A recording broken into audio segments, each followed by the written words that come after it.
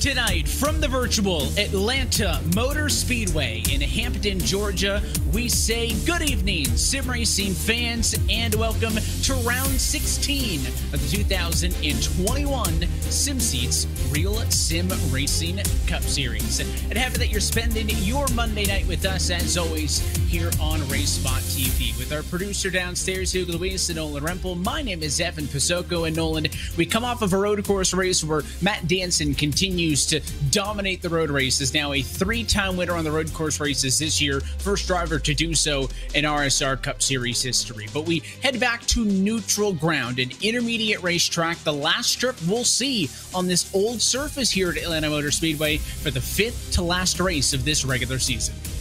Absolutely, and Atlanta Motor Speedway, obviously a track with a lot of history behind it, has a record of being one of the oldest track surfaces in all of NASCAR, of course, having not been repaved since 1997 when the track was reconfigured into that quad ovals, of course, set for those different reconfigurations coming up in 2022. Bound to be excited to see what that's going to bring forth, but still running on that old surface here today. The high banks of Atlanta should produce some very exciting for the 40-plus cars here tonight. Very abrasive, little to no grip. I had the opportunity to walk the track a couple of months ago, and it's basically like a gravel road loosely held together. Last time this track was resurfaced, the year I was born, 1997. So it's got a little bit of age to it, but let's look at where we sit coming into this meet, right? I mentioned round number 16, fifth to last race of this regular season. We have to assume that Watkins Glen down the road is going to be eyed by some of those road course drivers, a Liam Sheen, somebody else, a Cody Harris. Can we stop dancing there? But Daytona's going to be the wild card. Atlanta's pretty open. I feel like Michigan probably pretty open as well. Nolan, New Hampshire a little bit more one of those tricky, unique racetracks where it may benefit a certain style of driver over others. But if you're, say, 20th in the points and you're looking for a win, outside of Daytona, tonight may be one of your best opportunities at a racetrack where most drivers can thrive. And as we get set to head into knockout qualifying, 44 drivers will attempt to start today's race. Of course, the field capped at 43, so we will have our first knockout qualifying session since Kansas. It really is amazing that we have 44 drivers turn out for Atlanta Motor Speedway. It goes to show just how many people really like this place. Currently, of course, Kyle Kamer is sitting on that bubble spot. Of course, Kamer has not put in any lap time yet, but it looks like just about every driver is out on course at the moment, and understandably so. Everybody's put in the work to run this place. Everybody wants to run this place. Nobody wants to be that driver that ends up getting knocked out in the qualifying round. So we'll have to see how these drivers can do, especially those guys that tend to sit further back in the field. Yeah, this could be big for them. And of course, we talk playoff coming into this evening. It hasn't changed that many times over the course of the last few weeks because we have seen so many repeat winners. Of course, Brandon Bowie, winner at Nashville and Pocono, Danson last week. Those were all already previous winners. So the magic number continues to sit at 8. The caveat still remains on Daniel Eberhardt that he needs to get to the top 25 in the points for his race win to count. So we have him on our playoff grid, but he does enter this evening, scored 28th. So look to the right-hand side. That's where the real drama is, of course, Nolan. I'm thinking if I'm Sam Nieto in 13th on out, those drivers are pretty safe. But de Blasio, McBride, Cato, when you're within a 20-point number of that cut line, a lot can happen over 5 weeks, which gives hope to the likes of Kamer and George and Washington. That number's still very doable with all the racing we still have to go. And right around the bubble spot, it is still as tight as ever. I've been talking about this week after week now, Evan. That bubble spot, it's never been more than 5 points separated. The trend continues coming into Atlanta. 4 points separate Ross Cato from Bradley Burke. It is going to be right down to the wire as to who could get that final precious playoff position come Daytona. And of course, you have that wild card track, Daytona, to throw everything up into the air. That's the one track where realistically everybody has the same shot at winning. Yeah, there's going to be a lot of stories in Daytona. One's going to be, do we see a different winner? Two is going to be the guys racing in on points. Do they get into accidents, right? Is there going to be a big one at Daytona that evidently takes somebody out of the playoffs for 2021? We mentioned the knockout qualifying session. You can see the clock at the top left-hand corner of your screen. Less than 1 minute to go. Provisional poll currently held by Brian Chambliss. But there are 2 drivers who have yet to qualify, and just as they say that, Stowe Price puts a lap time down. That puts him to number 43 on the board. Eric de Blasio, the only driver who has not yet put a lap in, and I believe Eric de Blasio still not on track, Nolan.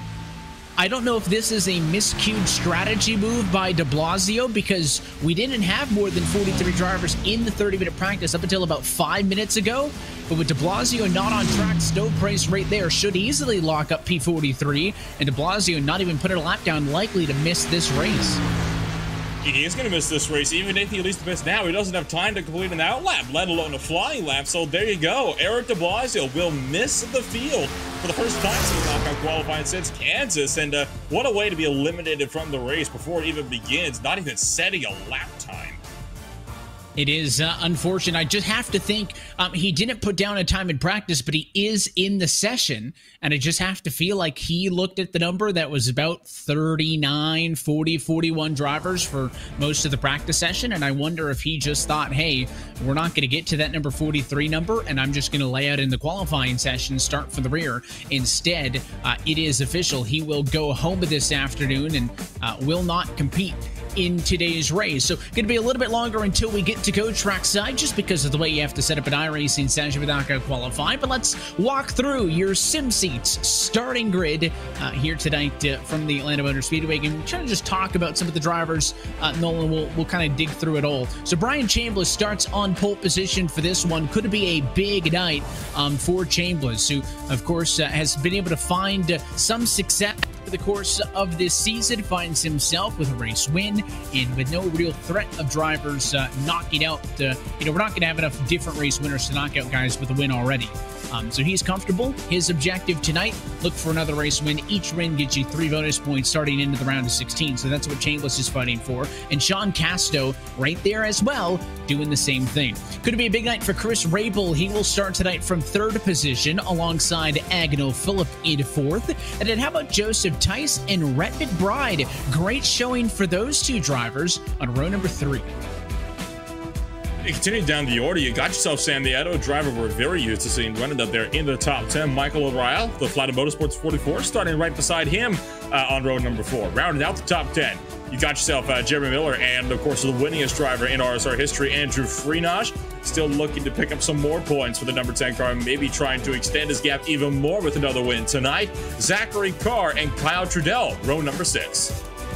And continuing on through, you'll find Bradley Burke, another one of the flat-out drivers, starting alongside Ross Cato, and a lot of road course prowess here, middle of the field. Last week's winner, Matt Danson, will start from 15th position, alongside the rookie Cody Harris, who has been oh so impressive in the limited starts that he has made so far this year. Harris going to be alongside 16th. Just ahead, Daniel Eberhardt needs to continue to make up spots in the championship, just points. Needs to get to the top 25. He'll start tonight from 17th. And Trey Browning back after 1 week suspension for penalty point infractions. He'll start in 18th spot. So Browning obviously with some work to do here tonight. David Washington, another one of those names that's looking to potentially work his way further and further up in the standings, currently sitting 19th, and he is, I would say, if I'm looking at this correctly, about 20 points back from that cutoff spot in the playoffs, so he is definitely looking for a good result today. Brandon Six is going to be in the 20th position to round out the top half of the field with Brandon Bowie and Adam de Blasio on row number 11. For C Sports, Nicholas Johnston is going to be in 23rd place. Kyle Kamer for the SK Sim Racing Machine going to be in 24th place, still within 0.2 of a second of your pole sitter. And Thomas George will start from the number 25 spot. He'll be alongside the newly numbered number 40 of Nicholas Amara in 26th position. Then Nick Cohan will start from 27th spot alongside Liam Sheen, who I was talking earlier about how his team is eyeing a good finish at Watkins Glen to vie for a playoff spot. One other thing he mentioned that I should note playoff as well is Liam Sheen needs to start all 5 remaining races to be playoff eligible. He has started 10. You need to start 15 to be playoff eligible. So look for that High Performance Motorsports car to be on track for the rest of this regular season. He'll be ahead of the number 32 of Shane Ewing. That's where the number swap came in. Shane Ewing wanted the number 32 from Nick Mara. Nick Mara had it. And a real cool thing, actually, that happened, Nolan, Shane Ewing was allowed to switch numbers with Nick Mara. Both those drivers made a donation, a charitable donation to the Trevor Project for the number swap. So I thought that was fun. Just ahead of Nick Silver, who will find himself in 30th. Continuing down the order, we're into cars that are now getting outside a quarter of a second of your race leaders, just going to show just how tight this field is, and we're down to 32nd, and now we're only starting to get outside of a quarter of a second away from your pole sitter. Munatsi Major in the Flying Arrows 82 is going to be in the 31st position, with Grant Davis in 32nd. Michael Kuczynski is going to be in 33rd. Steve Durham in 34th. Eric Stanford had a decent showing. Unfortunately, couldn't pull it together at Road America in 35th, with Matthew Mara in 36th position. Joe Yakes will find himself in 37th. That'll be alongside the head of SK Sim Racing, Sean Kalis, who starts in 38th position. Dominic Howe may be excited for next week's contest. The driver out of New England, of course, going to New Hampshire Motor Speedway next Monday night, but he'll start from 39th alongside the number 48 machine, Jared Weinmaster, who starts in 40th.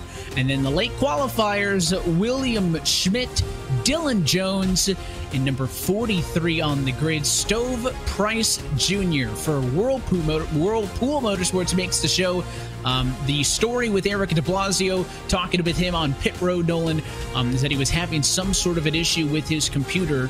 That is why he was unable to get on track to qualify. 44 cars come in, only 43 make the show.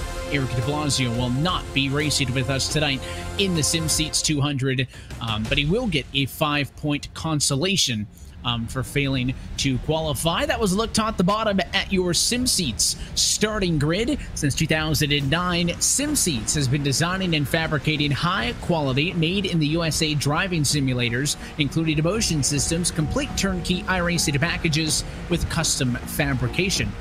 Their customer base includes all racers from the amateur to the pro ranks, and everyone on the SimSeats team is a weekend racer too. Their passion for racing drives them to build better sim racing equipment. Join SimSeats for the thrill of racing at any time, in any car, and on any track by visiting sim-seats.com to learn more. So one last 60-second warm-up. You could see there some drivers using it as a final opportunity, Nolan, to practice green flag pit road entry. And it is now time to go racing for the 16th race of this 2021 SimSeats Real Sim Racing Cup Series. Just really impressed by the names of the front of the field. Of course, we've talked extensively over the last couple of weeks as well. Some of the new drivers, right, that have been transferred in off of the wait list and are eligible to compete in this Cup Series. We saw a lot of them up front at Road America. Seth Emergency making his debut. Michael Cozy Jr. going to be making his debut shortly. Zach Carr, Shane Ewing, some of the other names as well. Nick Cohan, Anthony DeBarro, and more.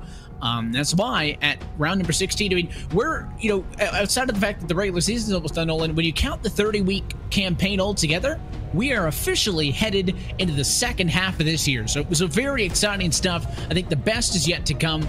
We've seen some of the most competitive, some of the highest intensity racing I think we've ever seen in this SimSeats Real Sim Racing Cup Series this year. And if the second half is anything like the first half, we're in for a show, because these races are going to get more and more important as we get closer to the end of the year. Oh, well, especially when we get to the round of 16, which is personally the round I'm looking forward to the most here, Evan. I mean, you got yourself 2 short tracks and a 3-round header to knock out the first 4 in the playoffs. Richmond and Bristol back-to-back. And then immediately in the second round, you got Talladega and the Charlotte Roval back-to-back. Round 8 holds Martinsville, and of course finished off at Phoenix for the final 4. It is going to be one action-packed second half of the race, and it's all going to kick off here at Atlanta Motor Speedway with an absolutely stacked grid. And I tell you what, I'm very impressed with the qualifying that these guys have put in. We're looking through it now, just over a half a second separate first place all the way down to 42nd. That is astronomically close among all of these various drivers out there. It took us about to the second half of the field before we even got outside of a quarter of a second apart. It is going to be one exciting race here today to kick off that second half. It is very tight, and of course, That's the way it's been all season long. It's only going to continue to be the case as we get closer and closer to championship time here on Race Spot TV. As always, happy that you're spending your Monday evening with us. This time in Hampton, Georgia. The iRacing pace car going to dive to the safety of the pit lane. Number 25 Chevrolet of Brian Chambliss going to be in control of the field one last time on its 24-year-old surface as we say, let's go racing from Atlanta.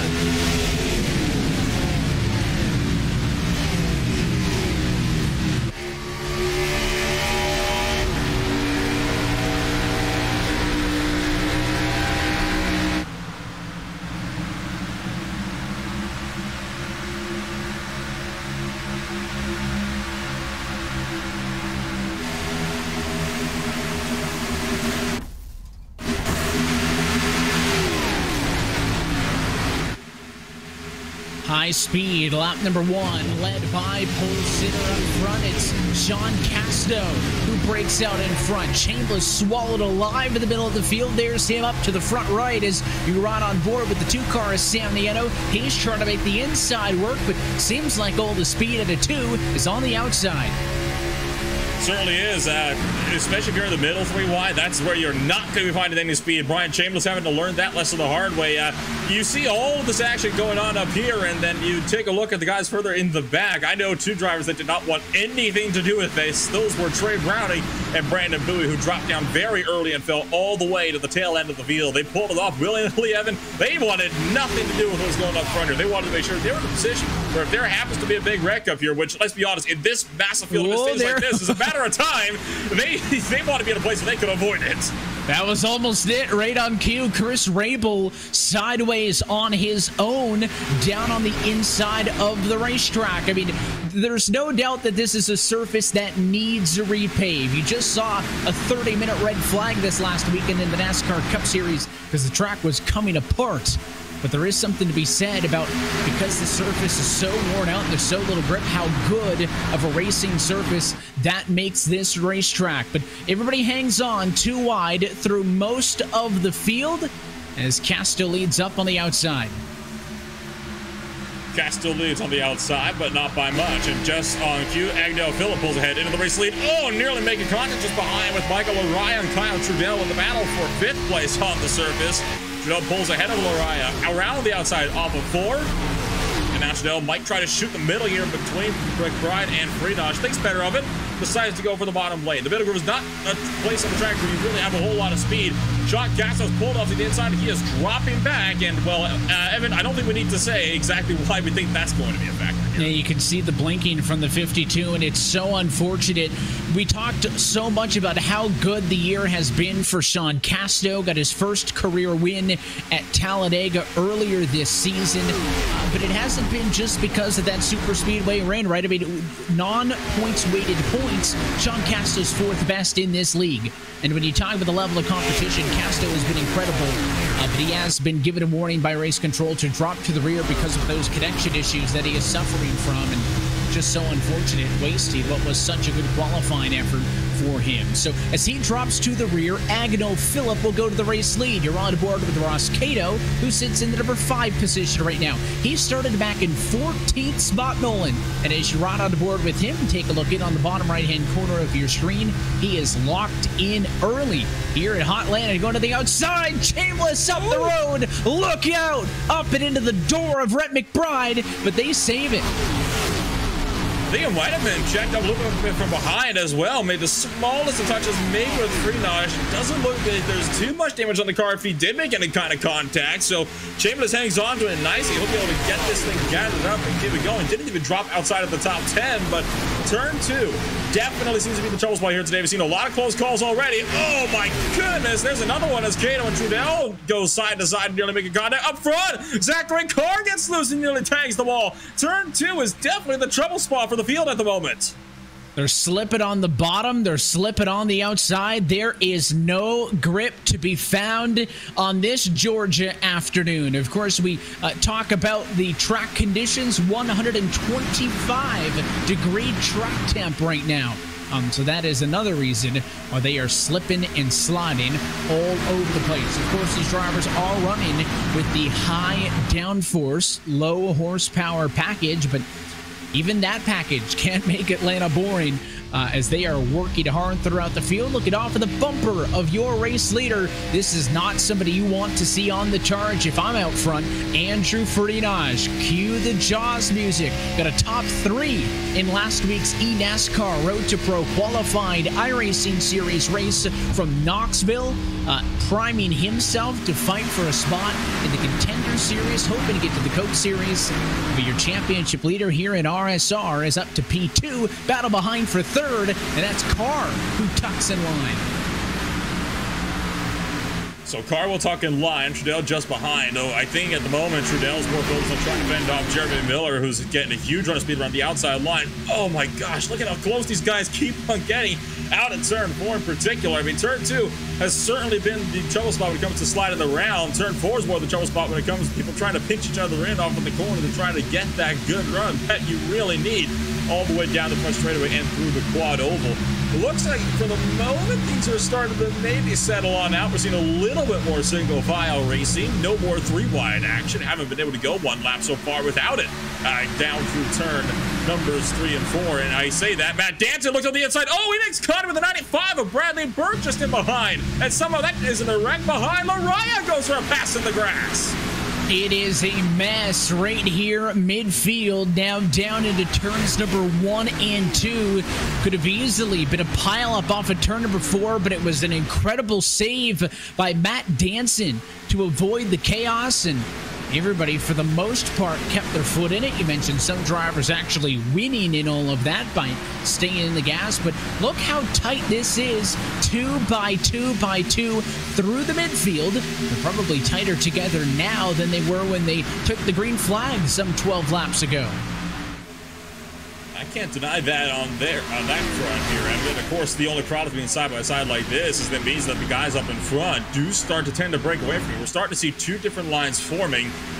Got first on back about the 10th position, and from there it's everybody else with the 11th place car of Matt Danson, the only thing to bridge them at the moment. So you got these 2 very different trains starting to form, and the guys up at the top 10, they're starting to take it a little bit easier now. They're trying to get themselves sorted and maybe see if they can, settle back in line, not burn their stuff early on. Of course, this is one of those tracks that really, really punishes drivers with the high rates of tire deck if you try to push your car. And we are starting to see more and more drivers, even in that front group, when they're not side by side, drifting up to run that outside line right next to the wall.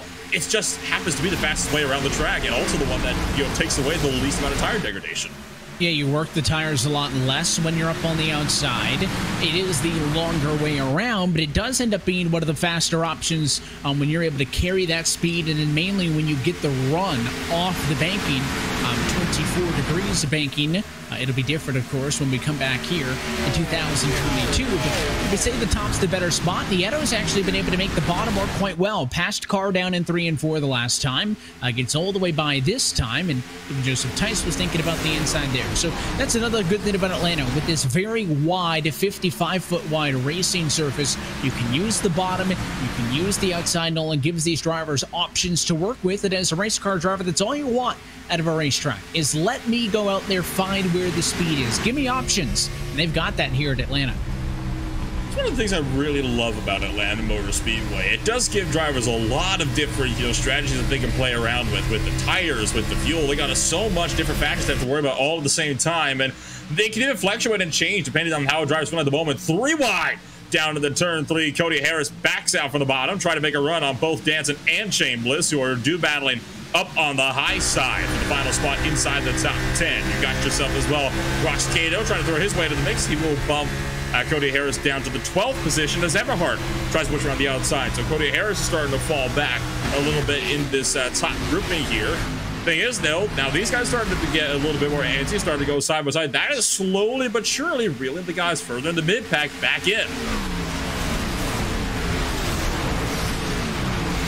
That's going to be a factor all night. You're 17 laps into this race. We are already approaching tire degradation levels of about 2 seconds slower than the optimum lap times they put down back at about lap number 2 or 3 earlier on in this race. So that goes to show you how much these tires will fall off. But a majority of the leaders migrated up to the outside, but mid-pack, you can't all just ride in line. If everybody tried to go up top, there'd be no room. So that's why you see in these mid-pack battles, left-hand side of your screen, the battle for about 13th position or so. The lone car on the bottom there is Daniel Eberhardt. He currently rides in position number 13 at the moment. And then the battle on the right-hand side of your screen, a little bit further back in the field, side by side off the corner with the 32 machine in there is Shane Hewitt and company for about 28th and 29th. So it looks like drivers prefer the top, but when you get in a battle, they're willing to go to the bottom and maybe try to throw a slide job or something, clear somebody off the corner and force the issue. So it's all about picking your battles. When's it worth it? When isn't it?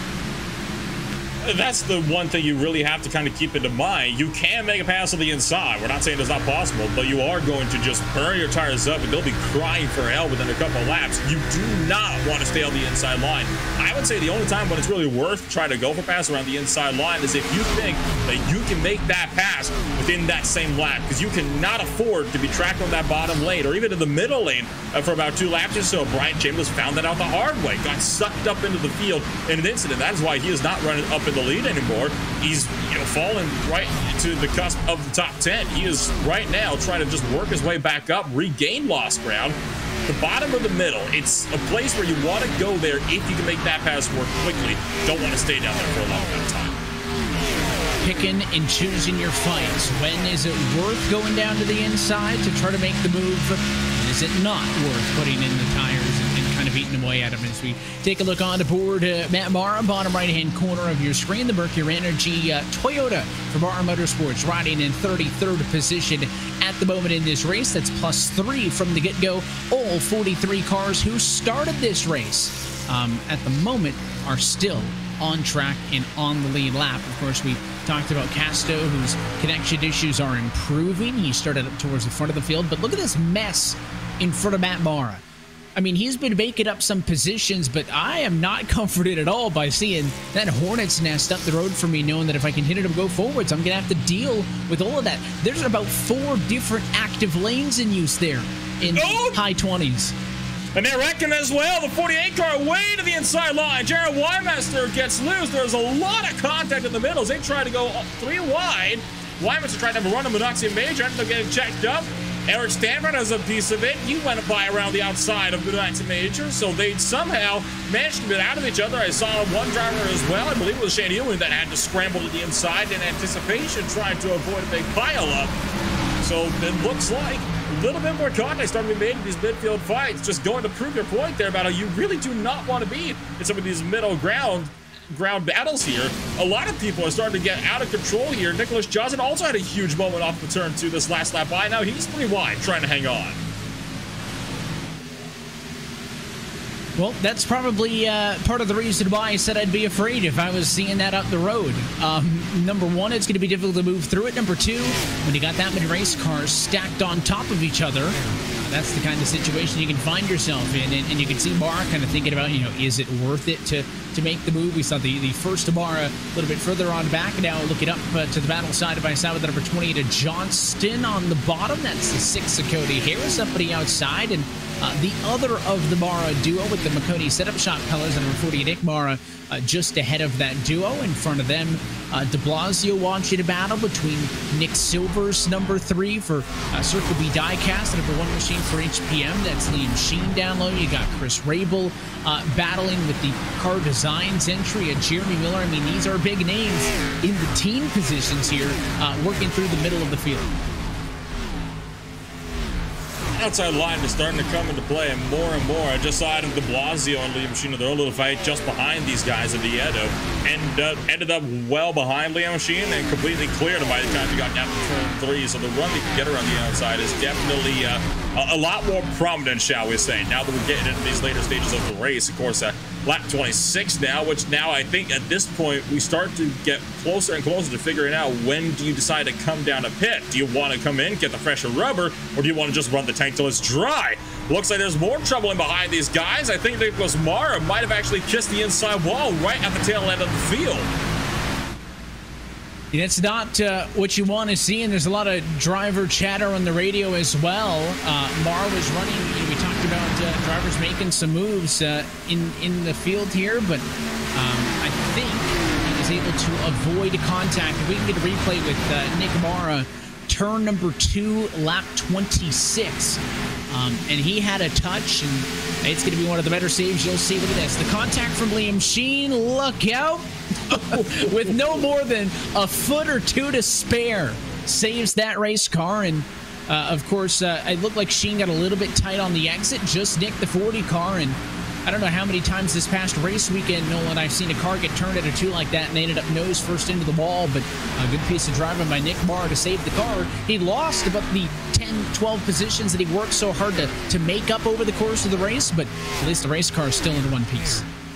Living to fight another day. At the end of the day, that's what it's all about with these drivers when they start to break sideways like that. Don't worry about how much you're going to lose. Just focus on not stuffing it into a wall. Get yourself recollected, and you'll get your tires cooled down, and maybe see if you can go back at them. Might have to wait till the pit stop cycle to do so, but will be able to no doubt regain lost time. There have been so many moments in these first 30 laps or so. We probably should have had our first caution flag, and we somehow managed to get away with it every time. Another testament just to the caliber of the drivers that are out there on course. All throughout the field, right? Battling top to bottom. You're not missing anything in the battle for the race lead. Agnew Phillip maintaining a 0.3 of a second advantage over Andrew Friedrich. You can see your top 16 drivers, standings-wise, always going to be on the left-hand corner of your screen, so you're not going to miss much. That might be a battle for P2, though. That's Sam Nieto. Thinking about it, he's on the inside of Andrew Friedrich, the lone gun in that number 2, racing forward on the bottom, trying to make the inside work. It won't happen. Give it to Friedrich, and the 2 car will tuck in line for now.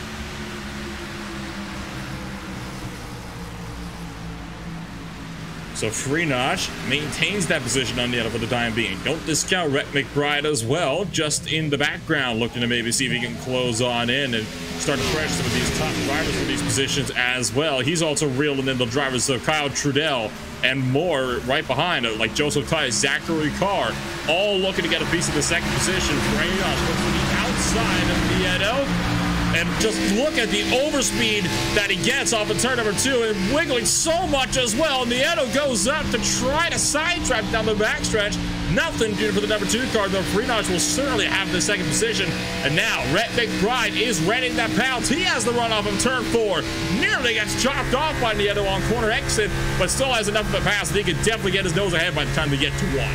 And that's the risk you take. If Sam Nieto just stayed in line in 3rd position, no harm, no foul. Nothing happens in that instance, however, because he wanted to advance his position, takes a bit of a risk, and ends up getting passed. And it may be multiple positions here, because McBride is clear. There goes the 7 to Kyle Trudell. Zach Carr doing his best to stick that number 26 Chevrolet into the picture as well, as you ride on board with Carr.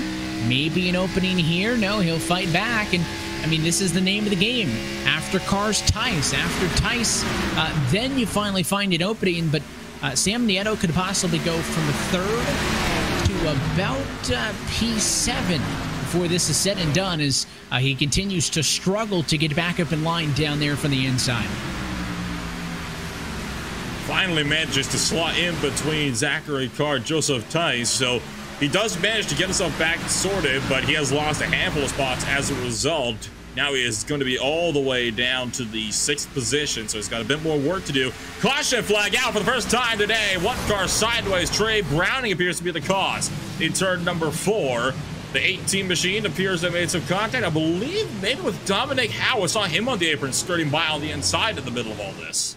And there's a C in driver chat, so Dominic Howe has claimed responsibility for the incident, so we will see what happened between these two, and I believe it's likely to be a little bit of retaliation courtesy of Howe, because they made contact middle of the back straightaway. Watch this. Trey Browning trying to come up in line right there. Ooh. Pulls up, hits Dominic Howe, so then Dominic Howe goes into the corner and right into the left rear. That's a Martinsville-style payback punch.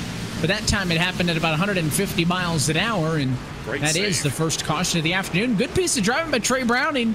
but I don't think it makes him feel much better about it. No, certainly not, and I think that kind of tells you all you need to know right there. I mean, how not happy, understandably so. I thought I had heard him mention something he had said up in the driver chat moments before that caution came out, not clear. I think we have figured out the cause of that little statement there, so that is a bit unfortunate, though, for both those drivers. Hao, of course, had a really strong car. He is now going to be well and out of the fight there for the time being. He's got some damage that he'll have to take care of on the right side of his race car that he's going to have to deal with. Not too bad, though, so he should be able to get this safe. Oh, my dude, that was Freenosh sideways on pit entry there under the yellow.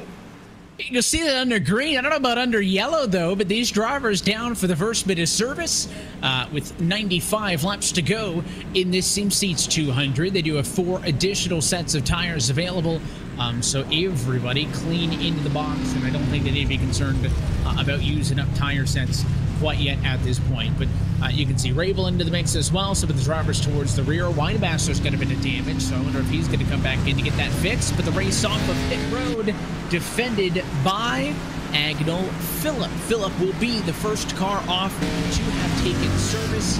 I believe Daniel Eberhardt and Jared Winemaster both driving through pit road. Sounds like Eberhardt might have missed his box. That he did. I saw it actually down there on pit road. Sean Kalis had come down 1 lap earlier, I believe, to get a little bit of damage repaired. Came out right by Eberhardt, and because of that, he never lifted to allow Eberhardt in, so Eberhardt could not turn in his box and completely missed it. He'll have to come all the way around and try it again, which means he's going to have one heck of a fight ahead of him trying to work his way up through the field, and I have a feeling that line division is not going to be very happy with Sean Kalis as a result of that. Yeah, that's tricky. So Winemaster back down to pit road. There's no shock there, and Eberhardt really doesn't have much of a choice but to come down to the pit lane as well. We talk about all of the missteps for Daniel Eberhardt. Has had a lot of very good runs, and the SKSimRacing.com number 90 Ford Mustang, but always seems to make some sort of a mistake. They have continuously come back to bite him. But here's the replay into the pit lane. Doesn't look particularly close to the cars up the road. And then there's Kalis on the left, and Kalis is going slow. I think Kalis thought his box was earlier, and right there, Daniel Eberhardt tries to go to pit road, can't do it. 43's blocking on the inside. All the drivers are supposed to stay over to the right-hand side. I think Kalis just coming through pit road wasn't quite sure where he was going, and it ends up boxing out Daniel Eberhardt. Eberhardt has to get surfaced the second time around, and that'll drop him back to 35th position. Well, he had made a clean stop at his box. He had just come in 1 lap for everybody else. They decided to take that penalty for coming in earlier. It's like he had a clean stop. He just pitted 1 lap for everybody else on the lead lap. So I genuinely don't know what the issue was with Sean Kalis to make him want to come in that 1 lap earlier. It raises the big question, though. Drivers are supposed to stay to the right of pit road? Absolutely. What do you do, though, when you have a car directly on your right side, especially one that's now a lap ahead of you? I mean, what's the situation there? Do you have to lift off to let them in line, or are you good to just race them to the pit exit even though you're not on the same lap? Yeah, it is tricky, but has the right to be there. A tough break for Daniel Eberhardt. Green flag back in the air. 37 laps complete. See what Agnell Phillip can do from control. Agnell Phillip is going to be the driver to lead them off to the line. Freenosh made a very early jump to the inside line. It has a huge head of steam on Agnell Phillip. Freenosh to the inside, looking for the race lead earlier on the 94 machine. McBride also in the hunt as well. Can't push it 3 wide for the race lead. It will be a 2-car battle up in front. The 94 trying to fend off the winningest driver in the Real Sim Racing 2021 series. So tough to do. We talked about the Dansons, we talked about the buoys, but Freenosh consistently able to do it on so many different tracks. Winner at Bristol, dirt. Winner at Richmond. Winner at Kansas. Winner at Dover. But this time, the winner in that battle is Agnell Phillip, using the outside to successfully hold off Freenosh. It's going to be for third with McBride up top. And again, seemingly every time, Nolan, it's that Tua Sam Nieto stuck on the bottom line while everybody else moves up to the outside. Well, those who do not learn from history are doomed to repeat it, it would appear. Of course, Nieto does have the advantage here of having himself those fresher tires. New fastest lap, Trey Browning puts it in. So the 18 car. Oh, look at McBride! Spins out. How did they not get collected? Bosquito also loses up in front. Cody Ayers has to scramble to the inside to avoid. Somehow misses him. Honestly, I have to say, Evan, that could have been a whole lot worse. I don't know how we only had those 2 drivers getting spun around. You got a car at the front of the field like that gets into the fence, and you can easily wad up 15-plus Cup Series cars. But you're right, all things considered, it could have been worse. We'll take a second look at this one. Rhett McBride on his own, getting into the outside wall, and then right there, looked like he got finished off, but I think it's in actuality that 70 car was checking up for him, got hit by a car, and McBride had lost a lot of speed by getting into the fence. He'll claim responsibility for it. Danson's going to get damaged. Silver's going to get damaged. I think maybe Ross Cato got spun around as well, but all things considered, the damage out of that one going to be relatively minor. Yeah, Cato did get spun around in the middle of that as well, but that was because the field was all checking up in front. It was an accordion effect. Danson hit Trudell, is checking up. Silver hits Danson. Cato hits Silver, and de Blasio, nowhere to go, runs over the left rear of Ross Cato, sends for a 360-degree spin, and that could have been a third car as well of Cody Harris, who managed to make a bonsai move to the inside to scramble to avoid this one. Take a ride on board with Harris now. All the smoke up in front. Field starting to check up. Nowhere to go. Sees a car, sees the gap, and just shoots for it down to the inside. That's what it comes down to, right? Shoot the gap. You see it opening. I don't think you really have much more of a choice than to just go for it and hope that you're able to find a way through. So fortunate that he's able to survive that one. Other drivers aren't as fortunate, and it will slow things down from the front of the field once more. Here's the onboard perspective from Cato. He was on the bottom, into 2, and just made the decision to go up top, and you can see check and he actually did a very good job of not running over the cars in front of him, but when you get everybody slamming on the brakes like that, things are just going to stack up, and inevitably did get turned around. Steve Durham takes the lucky dog in the number 10 machine. This is going to put every driver once again back on the lead lap here at Atlanta Motor Speedway. Definitely a really good sight to see out there. So, holy cow! I mean, that was great stuff there. We'll take a look at de Blasio, and he just had nowhere to go. I mean, he can't really go to the inside. He's got the 5 car down there that he has to try to desperately avoid in the likes of Joseph Tice. I mean, the only place he can go is forward, and unfortunately, it's one of those classic accordion effects here, Evan. You get one car that checks up in front, nobody else behind expects it, and you get exactly what we saw there. It's just tough, and you're going to have that on restarts. We said early, I mean, Atlanta could be crazy, and it's just because this style of racing, with everybody sitting on top of each other, you're going to have moments like that.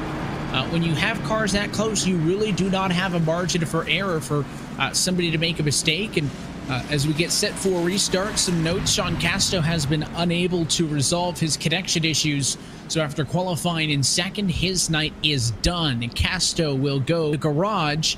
Rhett McBride claiming responsibility for the last incident, so he will take an end of the longest line penalty and drop to the rear. And Agnel Phillip, you can see it here, he has decided to take the outside line for the upcoming restart.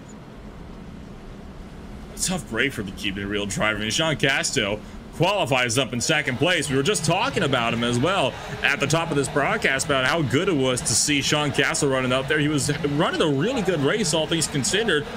Going out on the account of technical issues, it's always one of, in my opinion, the worst ways to go in iRacing. You never want to see it end that way, but that's all you could really do at that point. I mean, it's better to, in some cases, pull it off rather than to risk costing something else than having a 42-car grid manage at the end of the race as well.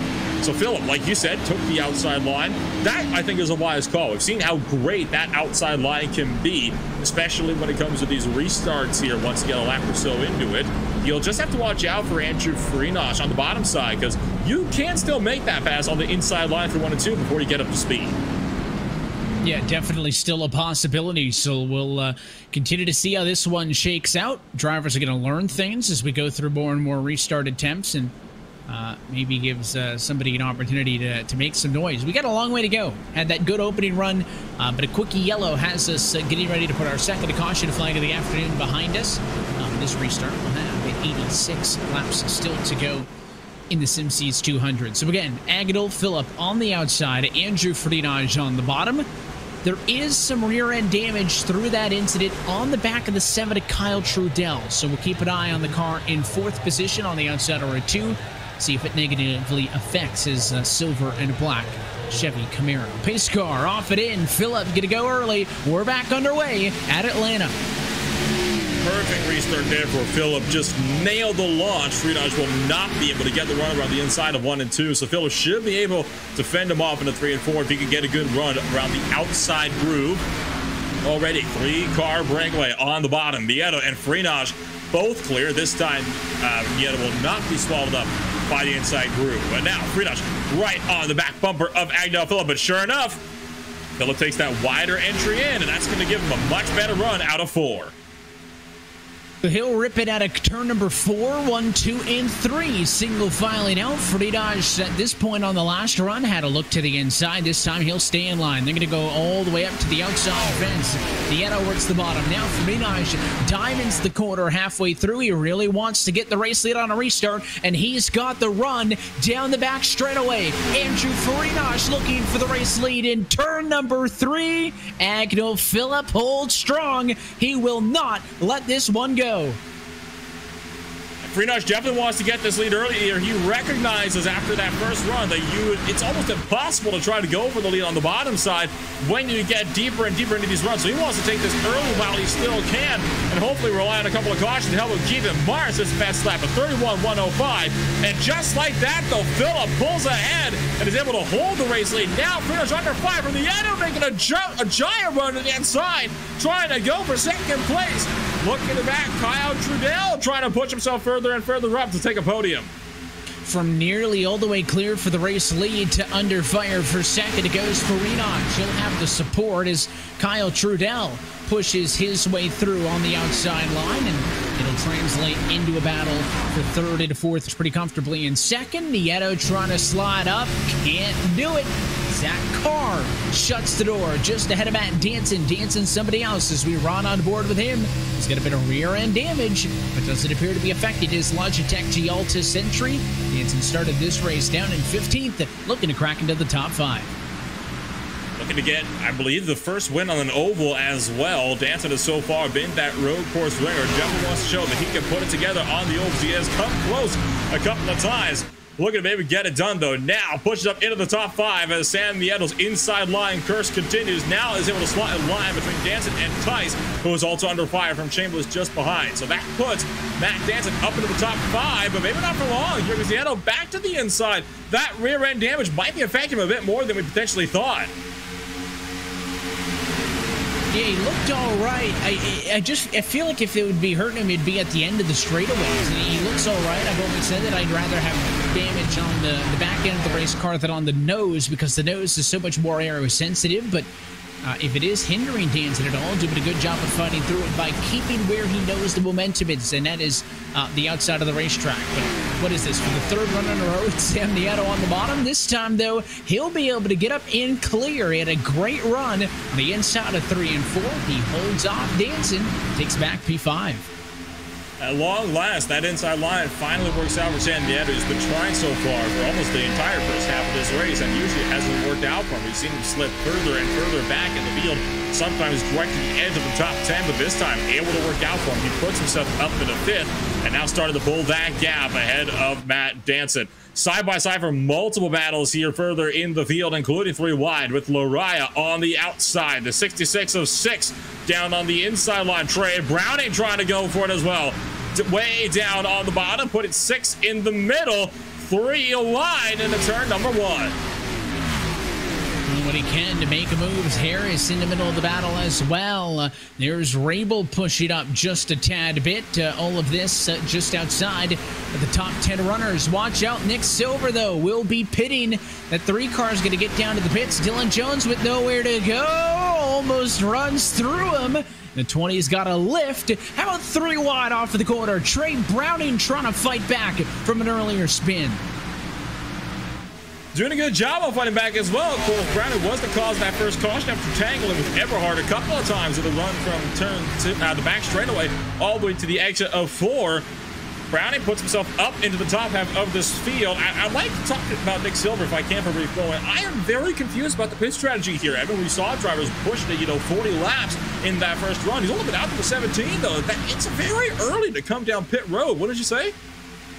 It's an interesting call, right? Drivers were just on pit road 18 laps ago, so I'm not really sure what the call here is, admittedly, for Nick Silver to want to come down pit road so early. It's just tricky unless he feels like this race is going to go green and he wants to make a ploy. He came down pit road, though, did get, I don't even know if he took tires, to be honest. It was a really weird pit stop, so maybe he had damage that he needed fixed, and it has forced him off cycle. That's going to cost him lead lap status, 1 if not 2 laps, depending on how well he blended back up into traffic. The 25-second pit stop there, you said he didn't take tires, or we think. If I didn't know better and we were on the road course, I would almost say that's a penalty, but it's been way too late from a restart for it to be a restart infraction. I don't know. That's a very, very interesting play there. I would think the only reasonable explanation would be damage, and Silver still has that damage, just worth noting as well, right on the nose, and he is slower than the other guys in this field, so I would have to assume that's why he came down. A tough break through all of this. He was in a pretty good position, running inside of the top 15. So it's not like a car towards the rear going off cycle. I couldn't tell you. It'd be fun to see if we can get a word with him post-race and find out what it was. But, we get closer and closer to halfway, trying to work it out of the green flag stretch. If we can go green, we'll get past halfway, and maybe we can talk fuel in just a little bit. But you can see Danson, we question, is the damage hurting? I feel like the big reason why he was able to maintain track position because it was up top. But I think that's going to happen, damage or not, because he is now the de facto Sam Nieto, trapped on the bottom, fighting against a trio of cars who will not give space. Oh, they touch! Danson doors Brian Chambliss. He is not happy on the radio. Nearly wrecked them both as he just pushed them right into the fence. There's no other way you can put that. I mean, Danson just straight ran Chambliss up into the wall. Chambliss did not move down, could not have done anything different from his angle. Chambliss very easily could have wiped out Danson when he slid back down to the bottom side. Joseph Theis did the very wise thing in that situation and actually lifted off to allow Chambliss the room he needed to collect himself. So good job with Joseph Theis to recognize the situation, lift off, allow them to get themselves sorted. Chambliss, though, he has a little bit of right front damage. Now, as a result of that, here's another look at it. I mean, I don't know. I mean, Chambliss just got put into the wall. I mean, he didn't do anything wrong there to even deserve that. It's not like Danson was particularly close to, get in line. I wonder if he was just trying to scare him or try to better his angle into the corner. Danson actually now talking with Brian Chambliss over the radio now and apologizing to Chambliss. So Chambliss wasn't happy over the radio. Danson just now apologizing to him. So clearly nothing intentional there. But Chambliss has had a rough night. Started on pole. Everything looked great. But dropped nearly all the way outside of the top 10.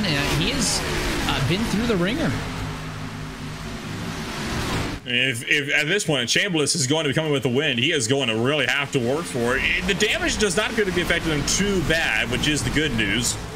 I'm going to be honest, I think what Danson's trying to do there was get a little bit of side draft going down the straights. You can't get much, but you can get a bit coming down the straights here. I think he was just trying to slow Chambliss down, and it just went all sorts of wrong, just misjudged how much room he actually had to work with. It's been something we've seen all race long so far, but it's definitely more prominent in the corners.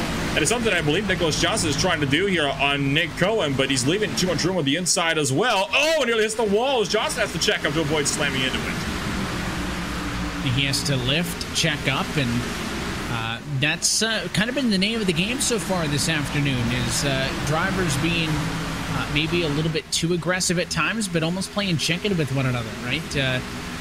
Trying to see how much give and take there is, and that's kind of what you see in these modern-day Cup car intermediate races where, there's so much momentum's needed, and of course, you do need to keep the speeds up. That was a quick glance at what was Sam Nieto, I think, trying to go to the race lead. Had a peek to the bottom, but it's going to hurt.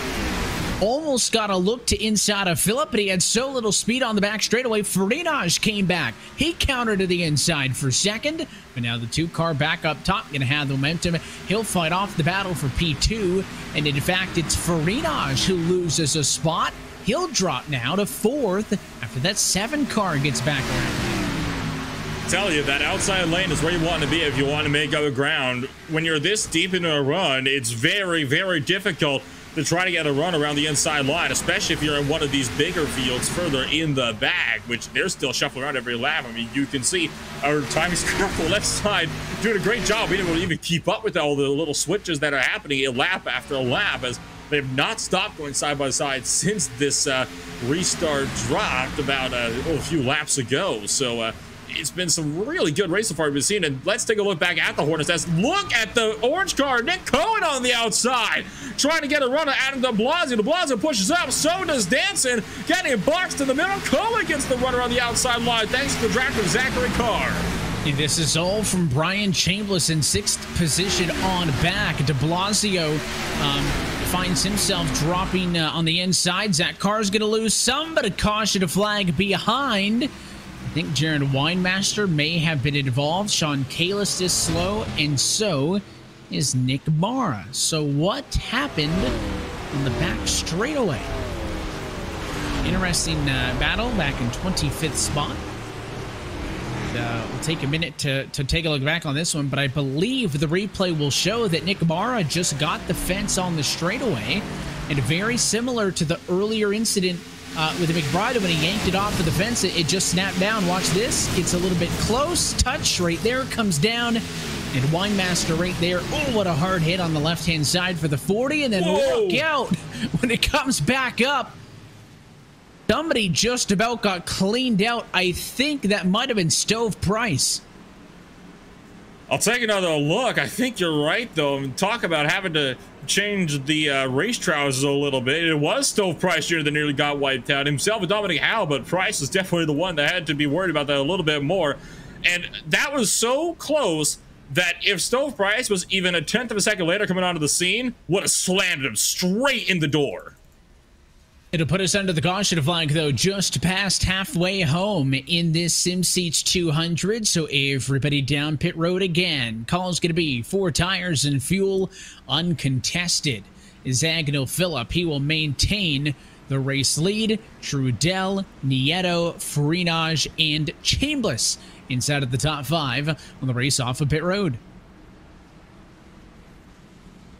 Danson maintains that 6th position. Now, I would hope that Danson was able to fix a little bit of his rear end damage over there on pit road. We'll take a look from Stove Price Jr. There's Barr on the inside line, sliding up, and oh, good grief. I mean, when you have a car on the outside like that, the best thing you can do is just pray. Like, because if he even tried to stop to get up in front, up and behind that car he was beside, of Rhett McBride, even that would have resulted in him slamming into Nick Mara. Yeah, there was not many situations where you get away with that one. That's a good piece of driving. I think we said it a couple of times tonight. There's been several instances where incidents could have been worse than they were. And drivers have been able to, relatively speaking, get away with a little bit so far here this afternoon. Agnew Phillip will decide he wants the top side for the restart once more. There is no surprise there.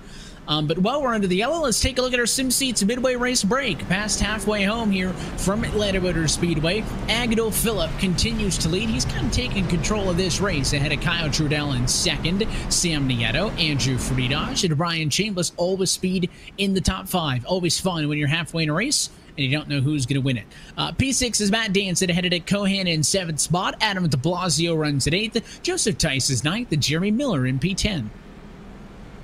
11th place holds Nicholas Johnson with Brandon Bowie right behind him. Bowie has been doing a good job. 21st to 12th. Even better, though, Thomas George, 25th to 13th. Cody Harris is in 14th place. The biggest mover of the day, Dylan Jones, 42nd place. Up to 15th with Chris Rabel in 16th. Brandon 6th, 17th with Lariah Eberhardt and Stanford to round out 18th through 20th.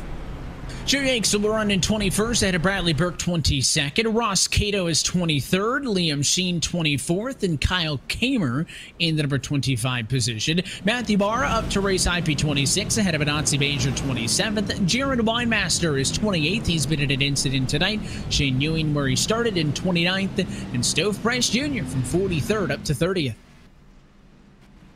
31st place is going to hold Trey Brandon with Sean Kalis in 32nd. Nick Silver has got 33rd. Kaczynski 34th. Steve Durham in 35th. Grant Davis 36th. With Zachary Carr in 37th. Dominic Howe in 38th. Kyle Kamer 39th with Nick Silver in the 40th position. Washington, Mara, and Casto all round out the rest of the 43-car grid. Look down at the bottom at your SimSeats Midway Race Break. Since 2009, SimSeats has been designing and fabricating high-quality, made-in-the USA driving simulators, including motion systems, complete turnkey iRacing packages, and custom fabrication. Their customer base includes all racers from the amateur to the pro ranks, and everyone on the SimSeats team is a weekend racer too. Their passion for racing drives them to build better sim racing equipment. Join SimSeats for the thrill of racing at any time, in any car, on any track, visiting sim-seats.com to learn more information. Pace car in this time, 68 laps down, 62 laps to go for Agnel Phillip on the outside line. Green flag. We're back underway, looking for the home stretch. Looking for that home stretch. Nieto is on the inside line trying to help out Kyle Trudell. Freenach is not wanting to let them breathe, though. Pinching them in from the outside. Groove, but look out for Chambliss trying to get a run around the outside. Brian Chambliss, a very up to... Oh, caution already on the back straight with the 23 cars had a big slam. Stove Price Jr. is caught up in this one as well. Sean Kalis, I see, has damage. I believe that might have been kind of right in the middle of the field, and might have been with Winemaster again. Would have been the second caution in a row here, Evan. And it is the quickest yellow we've had tonight. Let's take a look. Matt Mara with some help. That was Jaron Winemaster. Just one touch. And then Matt never really had a chance to hang on because he spun down, got into Browning, got into Price. Kalis gets involved. That's just the guys trying to get a little bit extra on the restarts, and that shows you little light touch. But once that contact was made, there was virtually nothing the 23 could do to catch it, nothing the 48 could do to right the wrong. And then, of course, you had that one driver as well. I believe it was Matthew Mara who came slot. No, it wasn't Matthew Mara. I'm trying to find who that other guy was. Matt got turned originally. Kalis was one of the guys that got in it really late. Yes, thank you. Sean Kalis was one of those drivers. They got the same colors. I get you. Yeah, right. But I mean, it goes back to the whole point about, you know, you got yourself a lot of smoke in your windshield. You can't see where you're going. He was just trying to lock it down and just couldn't lock it down enough. I mean, these cars have very little stopping power. I mean, we're talking about the only time these drivers realistically use their brakes, apart from very late in the runs, is when they try to come down to pit road. So you got all these guys that try to slow down at the same time or something, and it's going to cause some problems. So that's a bit of an unfortunate situation there, especially for the likes of, you know, Matthew Mara, who were running so good as well up until that point. Some drivers towards the rear trickle down pit road with 60 laps to go. I mean, relatively speaking, when you have races with incidents, that tends to mess up the strategy, right? That really hasn't happened tonight. The timing of the yellows, the early yellow, this yellow right at halfway, has allowed drivers to stay disciplined on their tires, right? Most of the drivers in the field have only used up 2 sets of tires. They still have 2 left for the second half of the race. You know, it's pretty self-evident that these drivers have enough tires to go to the end of the race. So it's not putting anybody in an uncomfortable position yet, which is good. But at some point, if we continue to have these yellows, and by the way, because that yellow came out so quickly off of the last restart, it'll be a single file restart to get this race back underway. At some point, there's going to be a decision where drivers have had to split off, right? We haven't seen any consequential moments in this race, Nolan, because all the guys up front are on the same strategy, right? So all of the passing, all of the runs have all come from guys with faster race cars. We haven't seen anybody get out of cycle, and I'm wondering how long we can maintain that. Well, granted, we did have Nick Silver that came in off cycle, but we're still completely clueless as to what happened there to cause him to come down. But we believe that, I believe it was for fixing damage, which he's still trying to get fixed as a result, by the way. But yeah, it's going to be interesting to see what these guys can do. I mean, we have to also consider when we take the fuel into consideration. We have seen a couple of drivers I've been noticing on this latest caution actually running the apron all the way through 1 and 2 and 3 and 4. What that tells me, Evan, is they're trying to preserve all the fuel that they can get by running the shortest possible line around the track. You reckon some guys are thinking of stretching this one to the end of the race? I was kind of thinking about that when I saw it, and I was just kind of wondering, you know, if we get the yellows, then maybe you can do the 60, but I just feel like there's got to be a 10-15 lap run in this race, and at some point during that run, you know, drivers are going to feel like they burned it up enough. There's other racetracks, other intermediate racetracks even, where I feel like in this same situation it happens. I just don't think... I think people are more concerned with tires than they are with the fuel number, even if it becomes possible. But I'm not a driver, right? So we'll see. Oh, yeah. I mean, it's certainly open-ended enough where multiple decisions can be correct. Oh, absolutely. I mean, and I act like I know what to talk about with strategy, but my lack of wins in my own win column on iRacing, I think, says otherwise. I know anything but pit strategy. So it's interesting to see how these guys are going to react here. I mean, you got yourself a lot of various little factors that these guys have to consider. Brandon Bowie is still running the very inside, trying to see if he can save as much fuel as possible. I wonder if they're at least trying to make sure that if they do have to make that final pit stop, they can make it on a splash dash and spend as little time as possible in pit road so they can get off really, really quickly. That would be my only other guess as to why they'd be trying to save fuel so much. We have seen that work at many points over the course of RSR competition. I don't typically think of an intermediate track as the one that's going to be most adept to fuel strategy, but who knows? We'll see as this one plays out. 57 laps still to go. Pace car down and in. It is our first single file restart of the afternoon. Green flag back in the air, and this will help those race leaders get a little bit of space, but Friedrich all over the back of the 7. He'll dive to the inside. Trudell immediately lets Friedrich back in line, does not want to waste time battling the 88 car. Philip, though, a massive gap out in front. Here comes Nieto trying to put his way back up into podium contention. Looks for the inside of Kyle Trudell. There will not be a restart crash this time around, but there almost was. Steve Durham is able to somehow get out of it. There was a big mess in the back of the field actually here on this restart, and it looks like Durham and Howe got into it big time into the wall. Yeah, there's a lot of, I don't know if discussions is the right word on the radio. A lot of drivers not happy. I thought single file restart would help us space out, but it appears it didn't help much back at the back or towards the front, because battling for third as Nieto and Trudell embark in about their 4th or 5th different spat of the afternoon, as Friedrich sets his sights on the top step of the scoring pylon. He'll look to the bottom of Agadil Phillip. The inside's open through the kinks in the quad oval. Into the inside now, and side by side for the race lead. And once again, the fast lap of the race is shattered. Lariah puts the first 30-second lap in on the race, a 30.995. So as the race goes on, the lap times continuing to drop as the track gets rubbered in more and more grip is being found on fresher tires on these restarts. Nieto and Trudell looking to go side by side for third, but that is causing them to lose out massively in the battle for second and first. We're talking a 4/10 of a second gap already in just these 3 laps getting side by side with each other. It continues to go on, and if it goes any further, you would think it would allow the cars third out of back to catch up, but because they're in their own battle for position, Philip and Friedrich actually grew the difference first and second back. As you can see, the 7 and the 2 are still side by side up front, but here could be a big move. Friedrich will switch it up on Philip. He'll get to the outside of the 94, and in a dead heat at the line, Friedrich leads his first laps of the afternoon. Now he'll wind it up in 2. Philip holds the bottom. He wants to stay even, but you can't fight off that much speed. And Friedrich, looking to the race lead, almost gets clear. Philip not willing to let him go yet. Friedrich is going to have him here. Well fought by Agnell Philip, but it will not be enough. This is also reeled in everybody in behind who got themselves single filed out. So now you have the likes of Trudell, Nieto, Cohen, and more looking to potentially go for these spots further up the order. Nieto goes to the inside of Philip. But we've seen this happen time and time again with Sam Nieto. Every time he's gone to the inside, except for that one, it has not worked out. He managed to get back in line this time, though, before he can start to tank like a rock again.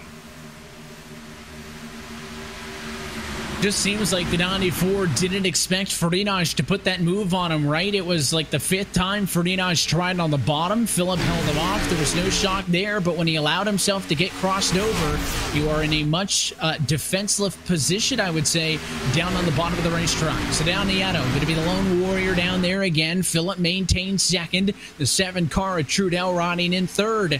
Don't look now, but Nick Cohan, the number 53 car, started this race in 27th and has driven his way to P5. He wants to get in on the fun.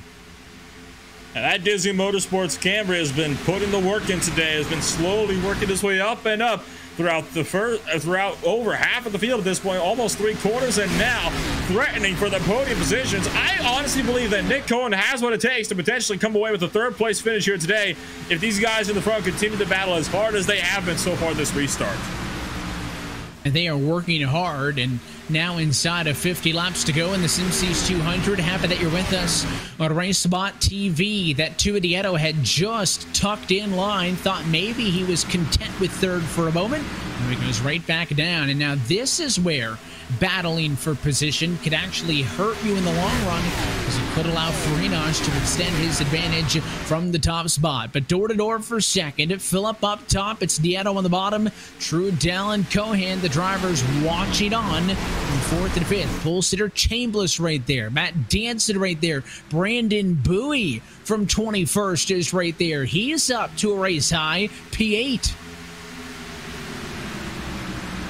What a day for Brandon Bowie. He had so much struggles at the start of this race. I believe he got caught up in a couple of incidents further in the back, but Brandon Bowie and his after the turns Toyota Camry has been putting into the work as well, and now he finds himself right up there in the 8th position and now trying to go for a top 5 position. There's Chambliss as well on the outside, trying to see if he can maybe retake that race lead from earlier.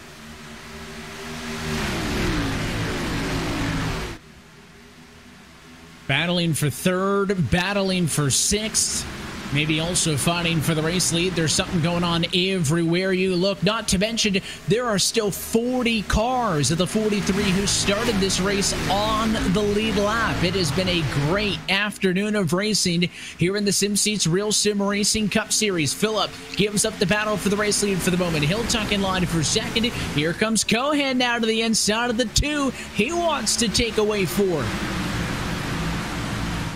Oh, pushes up, nearly runs the 2 to the outside wall off of 4, but Nieto holds strong and fends off Cohen from the outside line. So Nick Cohen will have to try to work his way up and maybe have another go at him. Chambliss and Bowie as well, trying to threaten that 57 car for every spot he could get. Well, it's 57 on the scoring, 53 on course, so that's a bit of an interesting debacle out there, isn't it? It is a bit of a tricky one. One thing I've noticed is that the driver radio chatter as well is picking up. There is a lot more chatter driver to driver now than there was in the first half of this race. Not sure what that means, if drivers are a little bit more impatient with one another, if they just feel like they need to communicate better, but a lot of radio chatter as well, as once again, we're using all 55 feet of this worn-out Atlanta surface. Cars on the bottom, cars on the wall. All the speed up top will allow Cohan. I thought he was going to get clear with the 2 car there. Won't happen yet. Nieto wants to fight back, but I think Nick Cohan's going to have it this time off of turn number 4. So he's got a small advantage for 4th and 5th. And now behind them, Brandon Bowie is the one who's blitzing through the field. Bowie just passed Danson, and he's about to clear Chambliss to take away P6. So Brandon Bowie and the after the turns Toyota is absolutely hustling that car right now.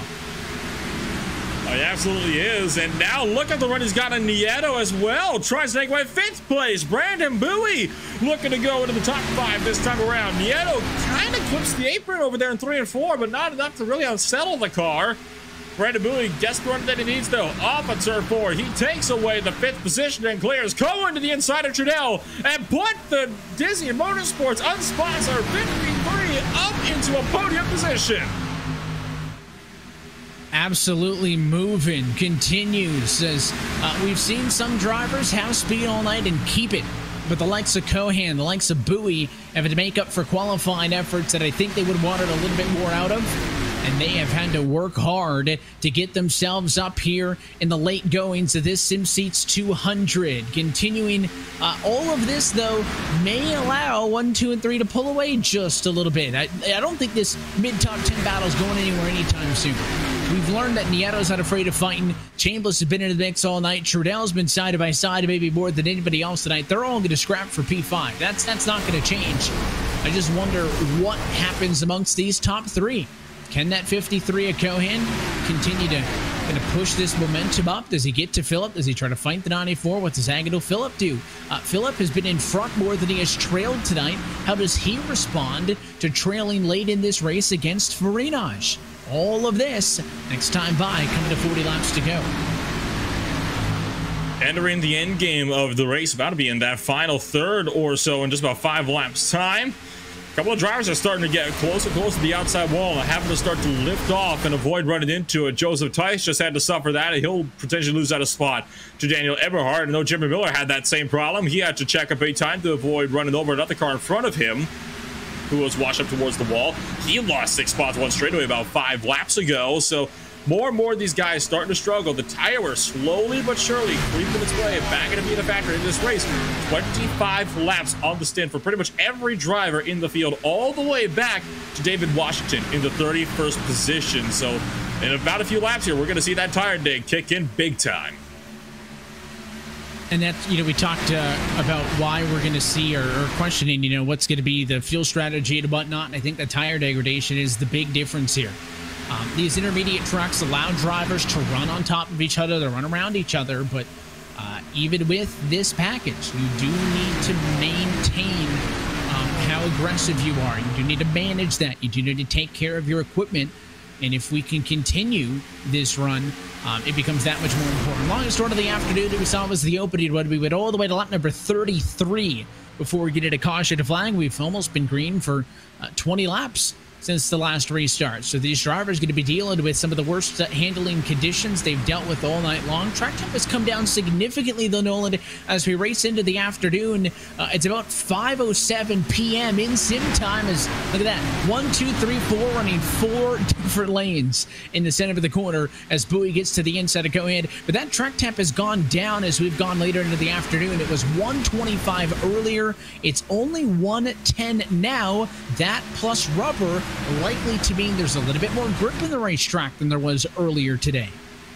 Yes, only 110 degrees Fahrenheit. Right? It's like, well, I mean, when you can also compare to the 125 was earlier, I mean, holy cow, this track was hot. And I think that, has something to do with why we saw so many people actually struggle with the loose race cars at the top of the race. That would have certainly explained that in a nutshell right there.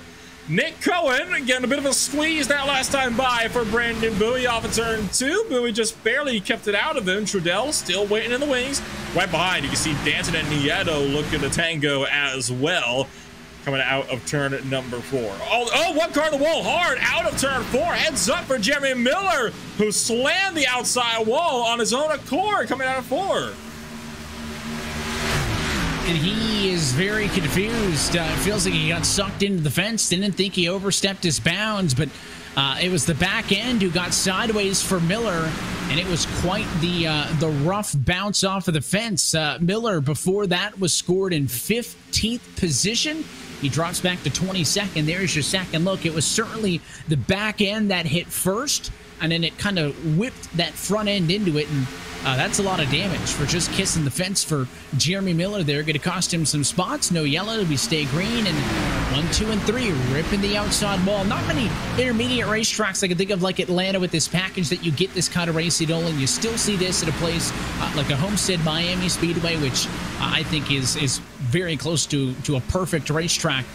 You could ask for NASCAR standards. Atlanta has always been a loose track, but yeah, one of the few places with this package where you can still do this, and now Cohan going to do to Phillip what Frenage did earlier. Cohan tried the bottom, it didn't work, and now he'll weasel his way to the outside for second, and there is very little now that Phillip can do defensively down from the inside. Cohen's up to second. Oh, heads up. One car sideways on the front straightaway. That's Nicholas Johnston. Somehow, that is not a yellow flag. I'm very confused. It might have been caught with Chris Rabel, actually. In fact, it was. Johnson came across the nose of the 29 car on a first glance and slid into the grass. And I'm frankly shocked that wasn't a yellow flag, since he was pretty much in the middle of the racing line there. Yeah, it came to a complete stop, but no caution. We stayed green, and it was a single car incident, so race control is not going to step in to throw the yellow, but up front, at least, Agnew Phillips in trouble. Lost the race lead, lost second. Bowie is hounded him for third. It could be tricky. Here's a second look. Off of 4. Yeah, it looks like Rabel came up. On the first look, I thought he came down, but that angle makes it look like Rabel goes up a little bit, tags him. He locks it up. I mean, he does everything right? Just put it on the full lock, slow it down, try to limit the speed of any impact, and doesn't actually wreck the car. But the tough break for him is doesn't get the yellow flag. And because of that, he is going to lose so much time and positions. Johnson falls to the last spot on the lead lap in 39th. Oh, another crash back straightaway. Lariah this time, and Harris. Both cars getting involved, and from the looks of things, it looked as though Harris hit the wall, and Lariah, well, couldn't avoid him when Harris started to come back down. Once again, no yellow flag being thrown for this one. So that's 2 for 2. And this is a wreck. I mean, Michael Lariah is out of this race. There's Cody Harris into the wall. He gets sideways, straightens it out.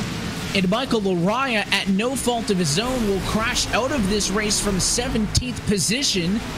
He is going to straighten that car out, but Lariah was 17th at the moment of contact. The 44 is now down in 36th. What did I say 5 laps ago, Nolan? We're approaching the longest run of the race. These tires are falling off. They're not going to be handling good, and seems like people can't keep them on the racetrack right now. Really struggling with some worn-out tires on a worn-out Atlanta Motor Speedway. Conversely as well, earlier in the race, it was looseness that these drivers are having to struggle with. Now, it seems to be the opposite. It is extreme tightness that these guys are having to work their way around, and a lot of the drivers are certainly struggling further in the back, and I'm particularly watching 24th place Zachary Carr, got the likes of Jeremy Miller, Shane Ewing in the mix of this as well. That is where a lot of the action is on the course right now. They've been beating and banging for the last few laps as well here. They're 3 wide at the moment as well. These guys have not been giving an inch at all throughout the entirety of this run. I mean, this is just absolutely nuts what we're starting to see here further down in the field as Miller this time into the wall, but somehow doesn't lose too much time. It's somewhere else every time. That time it was Joseph Tice who got into the outside wall. Thomas George lifted, avoided him. Another near incident avoided here at Atlanta. Your race leaders are on the fence. Cars can't keep them on the racetrack. This thing is getting down to the nitty-gritty at round number 16. This time by Andrew Freitas, still in control. We'll see 27 laps to go. He leads Cohan, who is ahead of Phillip, ahead of Bowie, ahead of Trudell, inside of the top 5, and a caution flag at 1:03. It is Jeremy Miller. He had the mistake earlier, Nolan, and now he's racked off of turn 2. And it was the exact same situation that he has been struggling with for the last 3 laps in a row. Too tight through turn 2, washing up into the wall. Might have gotten into the marbles as well. 1 lap ago, he had to massively check up. The second lap, he broke the car loose and barely brushed the wall. This time, he ran into it full force and spun out all by himself and clipped Cody Harris in the process. The 27 machine ends up with a lot of damage as well. He'll most likely be out of the race from here. And there you see that replay. Miller bouncing off of Harris back into the outside wall and backs it back into it. That does not help matters as well. And actually, he wrecked a second time coming into turn 3 right after that. Got to the throttle too aggressively and just spun the tires and slammed the outside wall. We'll take a look at this one now. coming through 3, and ouch, and that's gonna break the nose cone off as well as that hit doesn't help things either. So I think that sums up for Miller there. Very, very frustrated in his number 27 machine. On pit road though is basically everybody in the leading pack. 40 laps on the stint, 34 if you're Sean Kalis. And this is going to be seen everybody come on down. It's a drag race out of pit road, and I believe Freenash just barely beats out Brandon Bowie. So Freenash takes the top spot. Bowie will be lining up beside him on that front row. 3, almost 4 wide further in the back as they were exiting pit road. What a run for Andrew Freenash, who puts himself up in front. Sean Kalis is still out there on course. He was the only driver to not come down pit road this last time by. He'll likely be coming in this time by along with Jeremy Miller's number 27. The car racing design 27 has seen better days, I think it is safe to say, and we are going to see both these drivers come in this time by. So Freenash, Bowie, Philip Trudell, Danson, Cohen, Nieto, de Blasio, and Eberhardt for the top 10 here in this race. This is going to be one heck of a finish. We've got ourselves 25 to go at the moment. If I'm guessing this right, I counted this out right, it'll be about 23 to go by the time we take that green flag. So Andrew Freenash, the winning driver, leads, trying to pick up another one. How about Brandon Bowie? That, I think, is the big story at the moment here. Started 21st position at the top end of the field. He has put himself up into the second position and has been running there consistently. He has the chance to go for a race win. Jeremy Miller has put the good old C in the chat. Understandably so. He'll be taking the end of the line penalty for causing our latest caution. And also as well, 11th place runner of Dylan Jones, another big name at the moment, running 10th place, now 42nd, breaking into the top 10. Dylan Jones, I think he's earned himself here, Evan, driver of the day. Yeah, it was very strange. You know, we talked about knockout qualifying, Jones being so low. Like Jones is somebody with speed, right? We know that. His MO typically tends to be somebody who doesn't queue, right? I mean, he enjoys coming from the back, so part of me thinks it was maybe an intentional slow lap, but he enjoys driving from the back. Wouldn't be shocked if he's in this mix. Well, and this was one of those times, though, where he actually had to qualify here, because if you remember, 44 drivers attempted to enter, and he was only second from the back, so Dylan had to qualify in order to even make the field here tonight. So that's why we see him out qualifying, which is definitely unlike him. And now he's worked his way well up into that top group, and they're in the top 10. Could be in contention here for a top 5 as well. That car is still completely clean. He has not really had a whole lot of trouble so far. He's been very quietly working his way up, keeping his nose clean, keeping out of trouble. And now I think this will be the time to push. And of course, no shock that after another good, about 30 lap stint or so, right, the drivers came down in wholesale to get service. Interesting decision by Andrew Freenash as Jeremy Miller claims the yellow. He'll get the end of the longest line penalty. Is that what Agadil Phillip was in control for the restarts? Routinely chose the outside. We see through these runs, drivers blend out to the outside wall. And that was, I think, the thinking for Phillip is don't let cars get on top of you. But Andrew Freenash will be starting on the bottom. Brandon Bowie here. So how does this shake out for the driver of the 88 machine? Pace car in this time with 23 laps to go from Atlanta Motor Speedway. Freenash in control. Green flag back in the air. From here, it's also a straight shot to the end. There's not going to be any more fuel or tire strategies. If this goes green, there will be no further pit stops. So if there's ever a time to push, now would be that time. Run it as hard as you can at the end of the race and try to see if you can pick up a couple spots. Looking 3 wide to the back. Nieto trying to have a run on Danson and Cohen. Both drivers pull around the outside line, and it looks like Nieto could not get the run that he needed down in turn number 2 and is now under fire from Adam de Blasio on the outside groove. The first lap is completed, and I see no issues even deeper in the lead. Yeah, so far, so good. 2 wide old. How about the first 5 cars are up on the outside wall with the exception of Brandon Bowie. He wants to stay committed to the bottom. Look out, Cohen's into the wall at a 2. It'll stack everybody up on the outside as the 53 caught the fence. but I think we'll get away with that one. Great piece of driving by all those cars behind to not run through them. Fantastic driving there. Didn't even hit it really too hard. I think Cohen actually managed to somehow get away with that. De Blasio now under fire from Dylan Jones just behind. This is really checking the entirety of the field. Oh, trouble behind. That's going to be a big wreck for sure. 4, 5, 6 involved. All out of turn number 2. I'm counting 8, 9, over 10 cars now involved. It is a parking lot on the back straightaway. Only a matter of time where that happened. I believe Kyle Kamer got up into the air. Potentially went over as well. Coming out of turn 2 on the back straightaway. Yeah, I saw the bottom side of somebody, and it is the big one here at Atlanta Motor Speedway, and it all started with Joe Yakes, who was in 17th position at the time. He just got a little bit sideways, gets into Shane Ewing, and it was on from there. Here's your replay. Comes down over the 32, spins, comes up. There's Kamer on his lid. Car gets tagged. Ewing's in it. McBride is in it. David Washington involved. One of the Maras is there. I think that's the number 24, Grant Davis as well.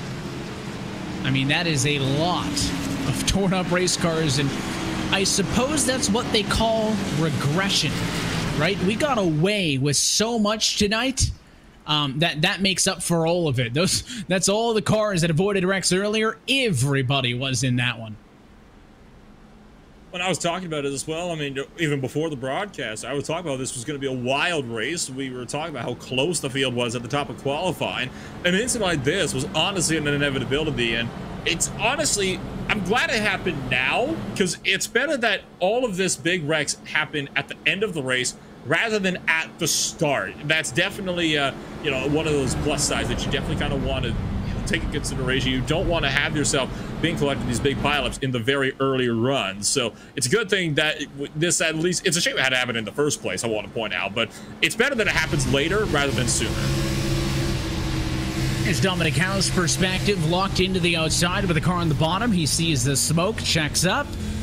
There's Kamer on his lid, and he was one of the few drivers who initially guessed correctly to the outside, and then they almost got him on the back end when those additional cars piled in, but he does avoid the incident, survives to see another day, and yeah, that's just messy stuff in the midfield, and just an unfortunate way for this one to shake out, and now it sets up an interesting run to the end of this race. There's a look at the damage on Jared Weinmaster on pit road. That's Stove Price's Crayola Mustang behind him, torn up. We went so long in this race without drivers getting major damage. That's the regression making up for it. But now we're inside of 20 laps to go in this race, Nolan. Puts you in a position where if I'm Frenage, I'm not that confident saying that I'm going to have a long run to the end of this race. We may have to go through 2, 3, 4 more restarts, and it could be a couple of sprints to decide this one.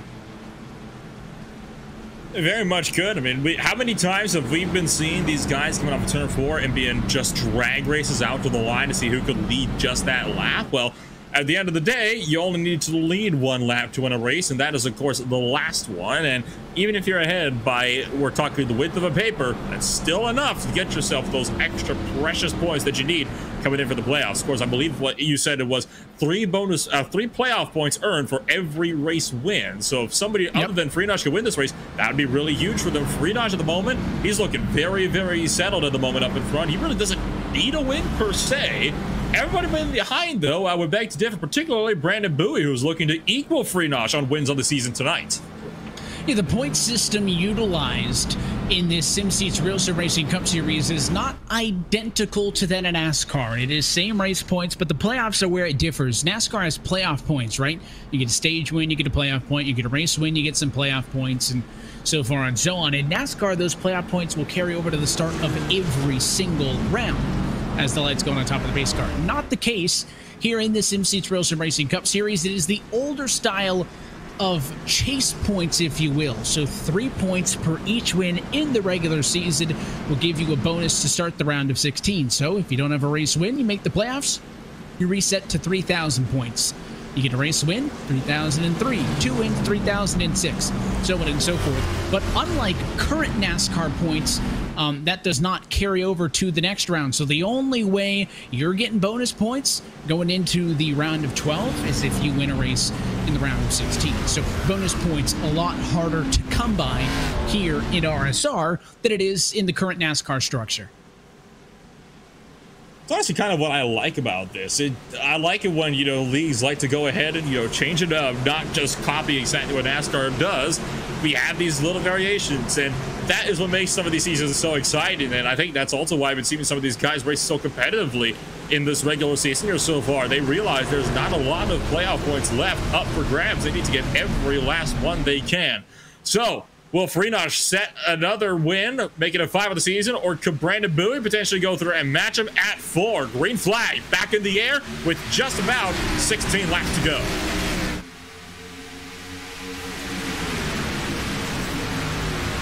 It's a healthy jump for Freenosh. He's got a car length of an advantage over Brandon Bowie, but he's going to have the runoff at turn number 2. What does he do with it? Bowie looks to the inside, side by side for the race lead at Atlanta. Bowie almost all the way clear. He's done it. Brandon Bowie goes to the race lead, looking for 15 laps to go. Freenosh in control, but what a pass by the 34. Look out, wrecking behind, and that's going to be the big one, part 2, just about 7 laps later. Multiple drivers involved, several of those on the minors trying to slow up. They were 3 wide to the quad oval, and that is what was going to happen here. Sandiero's in the middle, got pinched in by Danson, who got turned up into Jones. Dylan Jones was collecting this one. De Blasio was into it.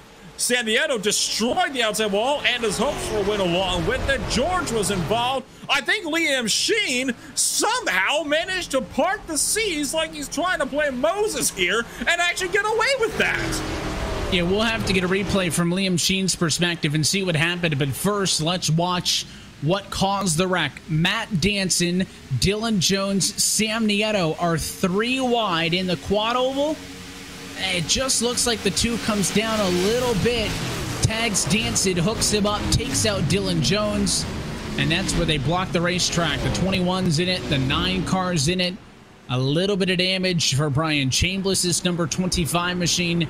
2 big wrecks back to back. And we'll take a look on board with Liam Sheen here. Now watch the view up in front. This is a case where it's just pure luck. He just had to shoot for a gap and hope for the best. Everybody just happens to slide across his line, and then nobody in front of him by the time he actually gets around to him. Well, for each car that doesn't make it, I suppose there is one that does, and that is a spectacular wreck. They're getting their money's worth of these late race restarts, I believe, because your race leaders had crossed the start-finish line. That the next restart will be a 2-wide restart, which is significant. But how about Brandon Bowie? I mean, Freenosh had pretty much the perfect restart. If anything, it might have been a little bit too good of a jump because it gave that 34 some pull. We see that on all these restarts. There was no shock, Nolan, that Bowie went to the bottom, but I honestly didn't think Bowie was going to get the pass done. And on the inside of 3, he kept his foot in it and put a pass on Andrew Freenosh and then held him off. Freenosh didn't even get a look to go for the crossover off of 4. It was done once that 34 got all the way through. Here's another look at the incident with Eric Stanford's number 19 machine. Middle of the road, through the grass, gets a touch. How's that for a save? Maybe some quarter panel damage, but it's an impressive piece of driving there. I would almost say more impressive than Trey Browning's masterpiece earlier on in this race that brought it our first caution on the day. I mean, take a look at Brandon Bowie, though, like you were saying. I mean, now here's the thing I have to counter this on the restart. We've seen how crucial it can actually be to have a good restart here. Freenosh is very, very good on the restarts here. So I have a feeling that Andrew Freenosh here could be able to maybe get that spot back on Brandon Bowie. And if he does, he could very easily hold it for good. So Bowie might be in a bit of a bind here if he can't keep Freenosh behind. Sandiero, by the way, taking the blame for that latest big one, and he will be sent to the rear of the field. the hook at the end of the longest line of penalty, oftentimes just easier to go for it. You know, some drivers are in the situation where, especially after a road course race where each 10 incident points, not admin related, just incident points in the sim, off tracks, contacts get you a penalty point.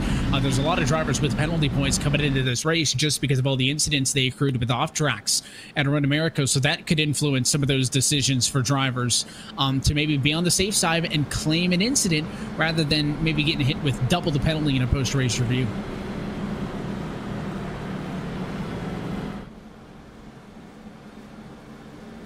$12 to go. I believe it'll be 10 to go when we take that green flag. So entering the single digits at this point, and nobody, as to be expected, is coming down pit road. Everybody wants to stay out and keep their track position. At this point in time, it's argued that it would not necessarily be worth it to come on in and get fresh tires. You would not be able to work your way up to the field that quickly in order to retake your race lead early. Well, with that 34 machine leading, good as time as it with the lights out on the pace card, remind you to join Nick Ibarra, Matt Mara, Matt Danson, and special guest tomorrow night, Grant Davis, for the next episode of the After the Turns podcast, the official podcast of Real Sim Racing. They are live tomorrow night at 11 p.m. Eastern Time. If you can't tune in live, you can go back and listen anytime at aftertheturns.com and wherever you get your podcasts. I can also say that there is a special announcement regarding an IROC race and broadcast a little bit later on this year. So make sure to tune in to tomorrow night's After the Turn show, the official podcast of RSR. But a big and potential final restart is up right now from Atlanta Motor Speedway. Brandon Bowie looking to join Andrew Friedage as the only four-time winners this year. Quite fitting that he's going to have to fight Friedage if he wants to get the job done. Agnew Phillip, a race winner from earlier this year at Phoenix. He's in the mix as well. Don't count out Trudell. Don't count out Cohan. Pace car down and in. A restart with 10 laps to go, and Friedage spins the tires. That causes a massive checkup deep in the field. 3, almost 4 wide coming to the quad oval. They managed to sort themselves out, though, so no troubles yet. Got out of the Blasio with no front clip in the middle of this as well. Trying to struggle with no front bumper. Stanford to the inside, dancing up top. Out of the Blasio is going to be swarmed here on this restart as a result of the major damage on his front end. And Phillip has gotten to the outside of Bowie. This is the same way that Friedage put a pass on the 94. He's trying to use that tricks for himself. At the line, Agnew Phillip leads. Here comes Nick Cohan looking to the inside. But Bowie somehow powers through on the inside, slides up and shuts the door, defending the race lead. Here's Friedage looking at the bottom. Cohan throws a block. Friedage is into the fence as Harris wrecks behind for a caution. So much happening all at the same time. So where do you start to look at all of this stuff? Friedage is into the fence. Kato wrecked big behind. We just had the big one, part 3 now on the back straightaway. It's like, where does it all end? I mean, Cody Harris was caught up big in that mess. Kato was involved. Thomas George has major damage. He got up and nearly rode the catch fencing. Take a look at replay now. I mean, Kato and George just collecting each other, and Harris was left with nowhere to go. It's tough to tell from that angle if George was squeezed, but you could certainly see on that straight shot down the straightaway, it was George who came down and initiated the contact with the 12. And that is how Kato ends up into the mix. And then when they spin, there was nowhere for Cody Harris to go. He got involved, and that's where the wreck was. But I wonder if we can get a replay of what was almost a wreck for 4th. I mean, Nick Cohan was doing everything he could to shut the door on Friedage, and that was almost not limited to wrecking him. There was a huge kind of slide for everybody off of turn number 2, and it allowed Friedage to get a big run. He started to go low. Cohan blocked him, and then he turned right back up and put Friedage in the fence. And the 88 has got some damage. I wonder if that's going to hinder his ability to fight for the win here. Well, it's hinted to so much so that he's on pit road at the moment, so I think that's yes. yes. Didn't even notice. Question there. down to pit road, took the 4 tire stop, obviously, but I think this will be the end of Freenosh trying to go for the win. He will not be going 5 for 5. Here's the look of what you were talking about. There's Freenosh, gets that run. Cohen blocks low and then blocks up high and then just forces him up. That, I think, was a bit over-aggressive on Cohen's part, if I had to be completely honest. It is a tough break. Of course, it takes Freenosh out of the battle for the race win, which is a big bullet dodged for Brandon Bowie. But if that last run for Agnew Phillip was any indication, the 94 is just as competitive. Feels like it was such a long time ago, Nolan, but it was once upon a time Agnew Phillip who was in control of this race. Started from 4th, took over the race lead early, dominated for the first half. It's been Freenosh / Bowie for the second half, but that 94 is right back in this thing. Don't forget as well, Nick Cohen. He's sitting in 3rd. He's been out there for a while. Cohen, of all people, still has a shot to win this race. Started 27th, worked his way up to 3rd. He's definitely trying to go for that win. He's got Eberhard to contend with, though. Started on his outside, and at this point in time, we're going to be going green with, what, 4 laps to go? I mean, this is going to be an insane finish to this race. Probably one of the wildest finishes we've been seeing yet on the season. And it's exciting, but it's a lot of guys looking for multiples of race wins towards the front. Just want to quickly mention Ross Cato claiming responsibility for the incident. He takes the end of the longest line penalty. Clearly, he went to pit road, looked at the replay, and now regrets his decision, but it's already been claimed. He's already been penalized. But he went back at the replay and said, oh, probably should have done that. But tough break for him there. You know, but you look at the guys up front, right? You got Brandon Bowie, who's a 3-time race winner this year. Second place is Agnew Phillip. He's a race winner this year. Daniel Eberhard, of course, I think the big thing for the 90 here, I mean, Nick Cohan's not a driver who can win this, you know, get into the championship, right? It's just his second start. But certainly I think can stand to make a splash with Ben Nolan. But the driver I'm really looking at here is Daniel Eberhard. How many times in the last month has Eberhard been in position to score a heap of points and wrecked out or thrown it away late, right? He could really use some top 5 points. That may get him to that top 25 limit for that race win to count towards the playoffs if he can just maintain. Question is, does he have the discipline to not send it here? Do you risk a P4 for the win? I think the points are way more important than a win for him. I think he just wants to bring this in one piece as the lights are on top of the pace car, and we'll get set for a 4-lap to go restart. Indeed. I mean, it's been a bit of a rough run recently for Eberhard, but like you said, he has been in good positions so many times, and unfortunately, it just hasn't been enough. He is sitting currently 3rd place when it comes to, you know, 25th being the cutoff line, sitting 28th for himself. Now, granted, he has a bit of work to do. Yeah, we're talking a 40-point difference coming into this race from Eric Stanford down to Daniel Eberhard, so it's a bit of a rough run for him. He might have some work to do, so I don't know. We'll have to see if how this will improve, but I tell you what, this finish is still all to play for. I would say anybody in this top 5 still has a reasonable shot at going for this win. Wide open. It's exactly what you want for a late race restart. The pace car going to dive down and in with 4 laps to go at Atlanta Motor Speedway. Green flag is back in the air for Brandon Bowie. He'll make the run to 1. The fight's going to be for 2nd. Phillip holds off Cohan. Let's see what kind of run the 94 gets, looking for the race leader. Oh, it's a huge one. He's got so much speed all the way through 1 and 2, and he is flying up on the back of the 34 machine. The Toyota Camry defends coming into turn 3. So Phillip does not have the run to go for the race lead behind Eberhard and Cohen are due battling for 3rd place. This is not what you want to do. If you want to go for a race when you want a single file outing, run your way up to the top as quick as you can. 3 to go. Yeah, Phillip had the speed, but the advantage for Bowie on the jump was so good that it only allowed the 94 to get within a car length. The battle for 3rd simmers down. Eberhard fights off both Trudell and Cohan. He is now at a race high P3, trying to set his sights on the top spot. But for Brandon Bowie, the 94 car of Agnew Phillip is a car length off. You look off at the back of the race leader, this time by 2 laps to go. Two to go. Trudell is running down Eberhard. I don't think Eberhard's going to have a chance to get up there and go for the race lead. Phillip looks to the bottom side, trying to get a run on Brandon Bowie as well. Right behind, Cohen also trying to get a run for fourth. There's so much happening in the top 5 battles in the moment.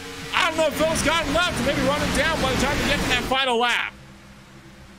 They need to get to the white flag for this race to be official. Third, fourth, fifth, they'll fight amongst themselves. They're not close enough. 1 lap to go for Brandon Bowie in the number 34 Toyota. Phillip lost that last lap, a tenth of a second slower. Bowie's going to ride the bottom. Phillip's going to go up to the outside wall to try to build some speed, but it is all going to be short on time. They'll fight. They block for third behind the leader. Cohan's down to the apron. They're wrecking almost in 4, but Brandon Bowie has won 3 of the last 4 races. He gets it done in Atlanta.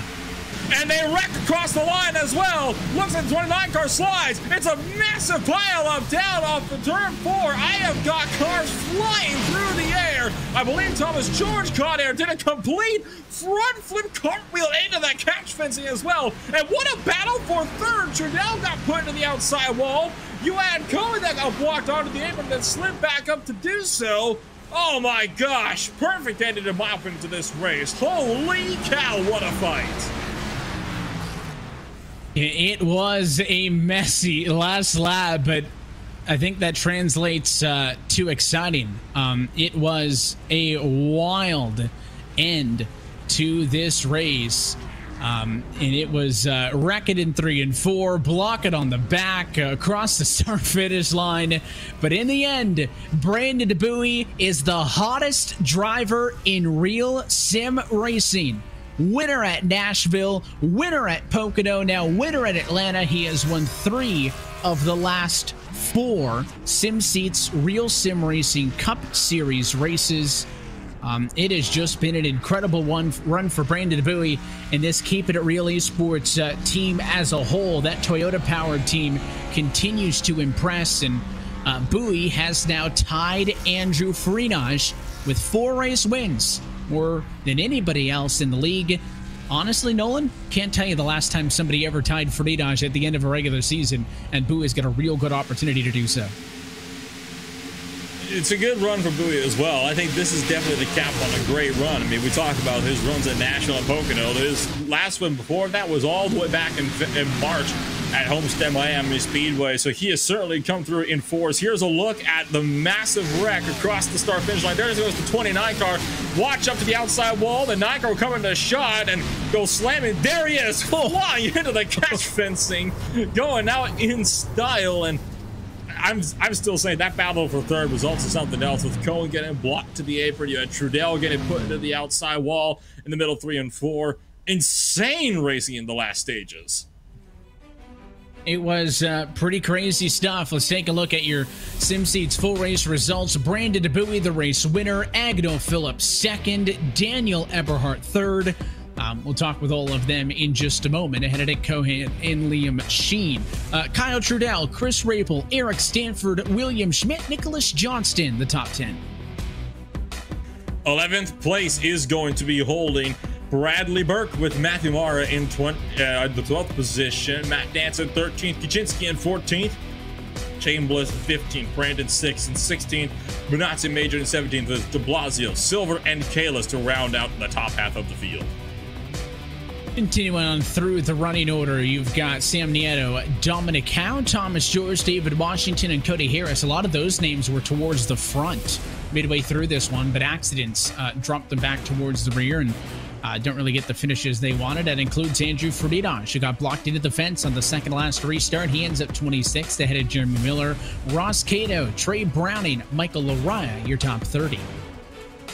Last driver on the lead lap, Joseph Tice in the flat-out racing number 5 machine. Sean Castro in 32nd with Davison 3rd. Joe Yates 34th, Kyle Kimmer 35th. By now, we're in the drivers that did not finish the race. Dylan Jones 36th, Zachary Carr 37th, McBride 38th, Ewing 39th, with Jared Weimaster in the 40th position. It is going to be Steve Durham, Stoke Price Jr., and Nicholas Mara to round out the 43 car field here tonight. So look at the bottom at your SimSeats full race results. Since 2009, SimSeats has been designing and fabricated high-quality, made-in-the-USA driving simulators, including motion systems, complete turnkey iRacing packages, and custom fabrication. Their customer base includes all racers from the amateur to the pro ranks, and everyone on the SimSeats team is a weekend racer too. Their passion for racing drives them to build better sim racing equipment. Join SimSeats for the thrill of racing at any time, in any car, and on any track by visiting sim-seats.com to learn more. Good trackside and talk with the driver of the number 34 machine. Brandon Bowie is your race winner tonight at the Atlanta Motor Speedway in the SimSeats 200. Brandon, congratulations on the win from 21st on the grid. Duking it out with some of the best in this series. Agnew, Phillip, Daniel Eberhard, Andrew Freenage, and more. How did you make that car hold off on a couple of those late race restarts, making moves, and then being defensive? Wow. Yeah, this race was definitely, I would say, entertaining. The strategy honestly was, even though I started 21st, and I actually fell back to 43rd. A lot of the practice races that I did early in the week was just an absolute just wreck fest. And I wasn't really sure how this race was going to go. So I knew my rule is, if you're there at the end, you always got a chance. So I just made sure that, I took my time. I know me and a couple guys worked together, just, take our time to come through the field. And, that worked out pretty good. Didn't really use much pit strategy, honestly. Just tried to,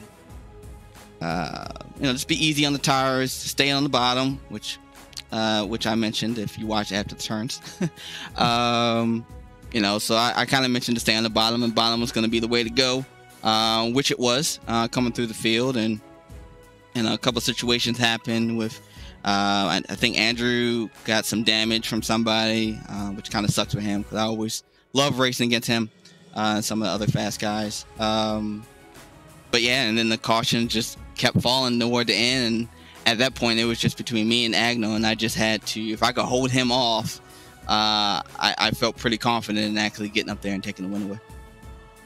I said as you were doing the celebration that you're the hottest driver in the SimSeats Real Sim Racing Cup Series right now. Obviously knew that you guys were here to make some noise and be a championship contender, but you got that early race win at Homestead. But what have these last 4 weeks been like for you, winning at Nashville, Pocono, and now Atlanta? Well, I mean, a couple of those races were just strategy. Nashville, yes. That was honestly just strategy. Taking 2 tires at the end. Wasn't too confident that was going to work, but it worked. And honestly, I felt like my confidence got a little bit better. Because the races before that were kind of just, my results weren't really consistent. And then Pocono, I felt really good about that. Didn't control the race completely, but, had some strong runs there. And I felt pretty good about there. Road America, I really don't want to talk about that, especially going into one. I still can't explain what happened or why it even happened. Actually, the same thing happened again after I pitted. It went into the gravel again, the same spot, same place. So I kind of felt like I would have had a top 5 easily there instead of throwing it away at the end. But anyway, this race was...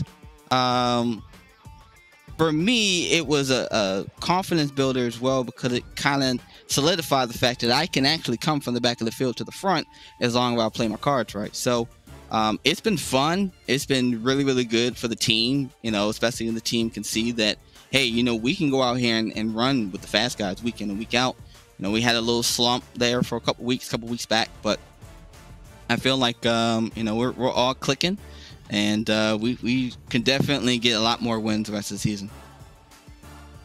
What is there left to learn in this opening round? I mean, is the objective when you fight for the race wins the 3 bonus points you get in the round of 16, or is it more so the lessons that you'll learn as we look forward to New Hampshire, Watkins Glen, Michigan, and then Daytona?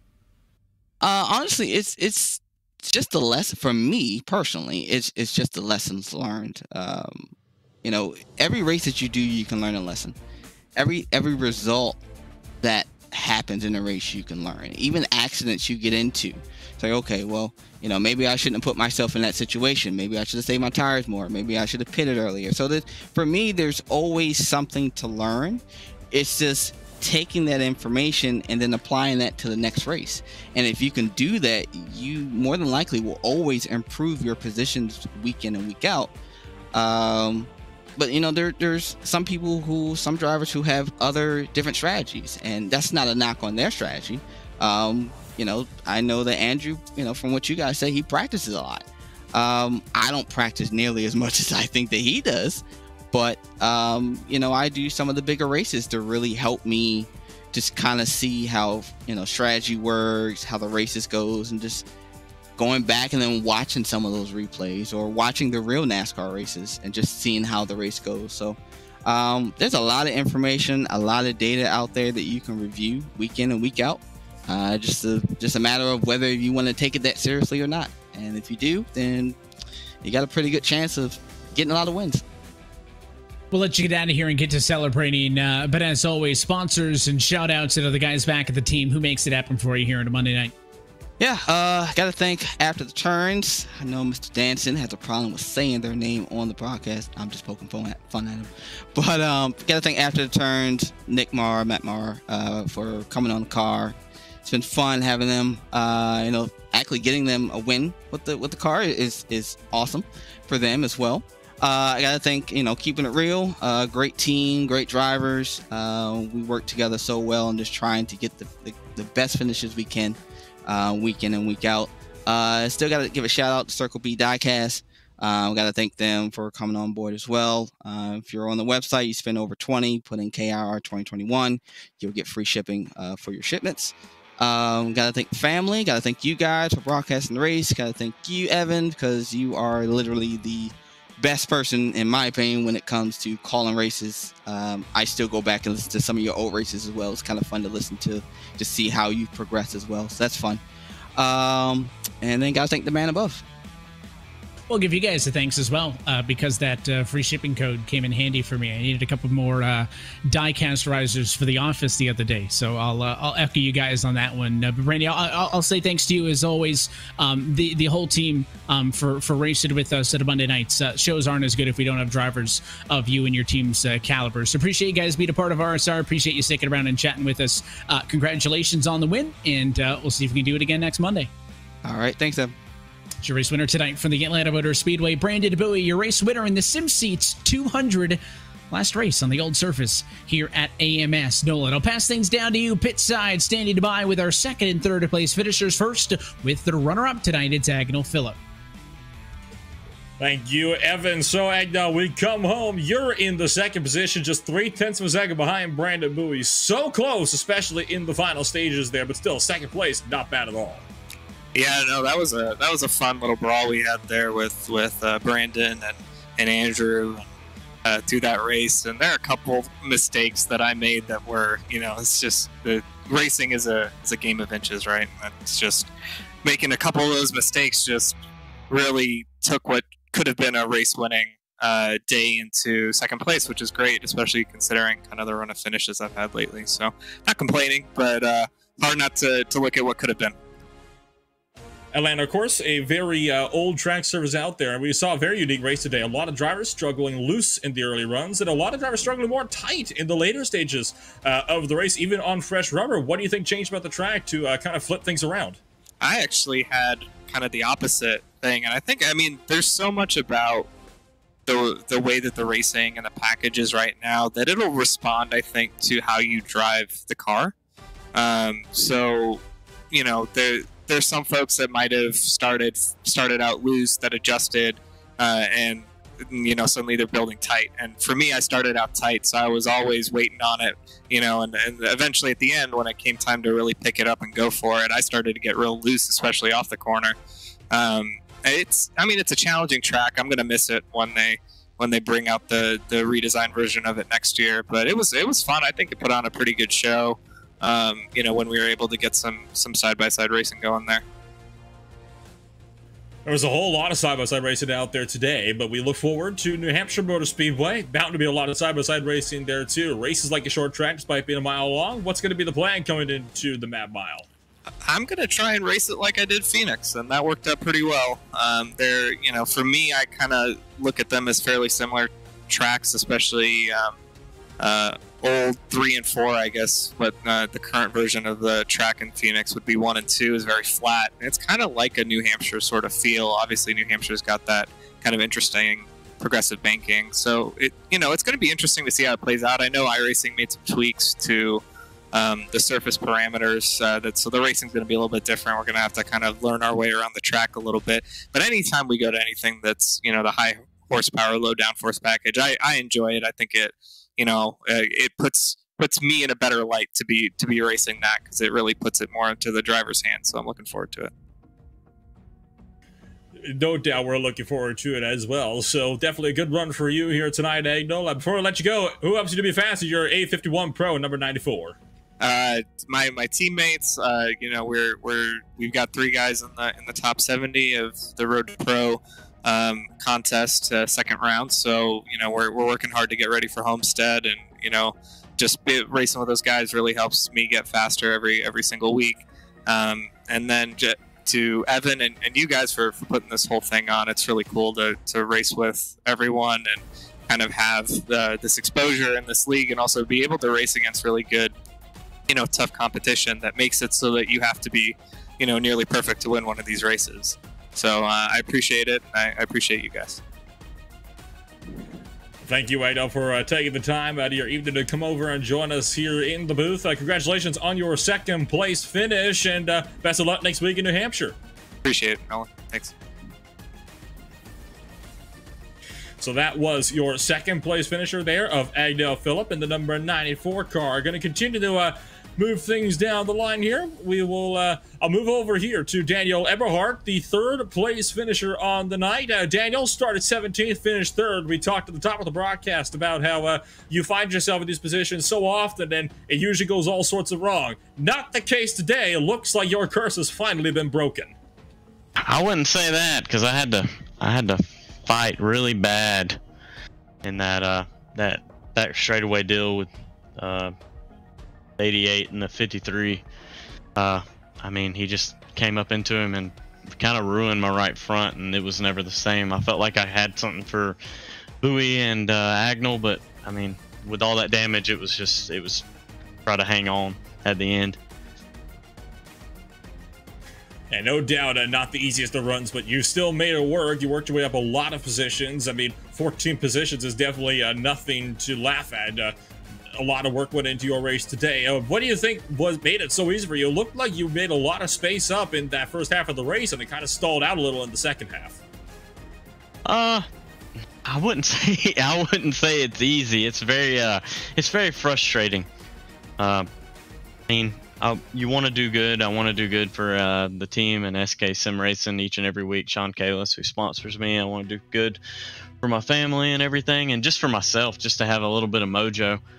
But it's very difficult and frustrating when you have a package this way that everybody's running the top and running the bottom, and you're just hoping with the new car that's coming out, you're hoping it changes, but then you just feel like it's not going to change, and it's very frustrating trying to pass, and then you stall out after trying to work so hard with somebody, and it's just very frustrating. It's very frustrating. That's all I can say.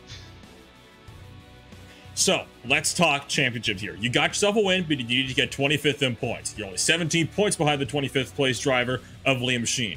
Do you think you can get him in the little time that is left between now and Daytona in just a few weeks to maybe make your way into the playoffs?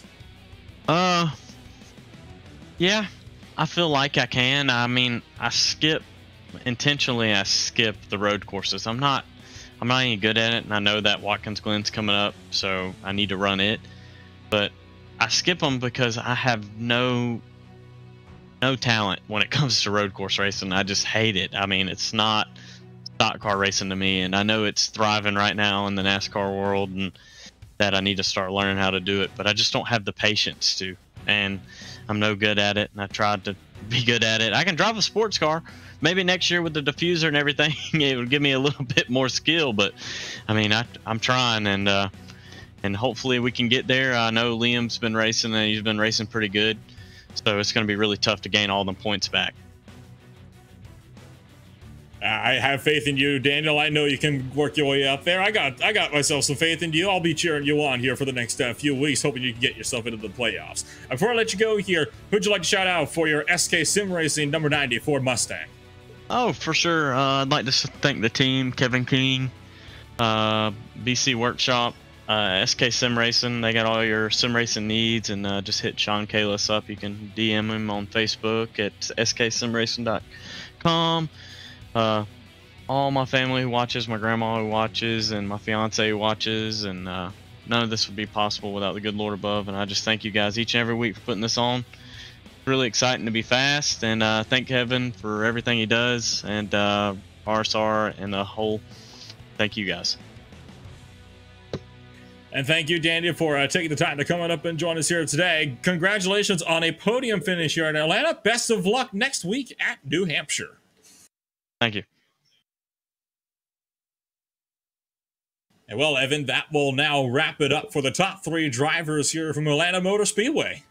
It's a fun slow-mo, too. That's the, I think that's the last lap battle that they were talking about, blocking each other down to the apron. But a big thanks to our top 3 finishers for chatting with us. Of course, Brandon Bouyer, Racer Agnew, Phillip, and Daniel Eberhardt. And you mentioned it there. The big storyline, I thought, was Daniel Eberhardt, right? Could he get the points? He gets the points.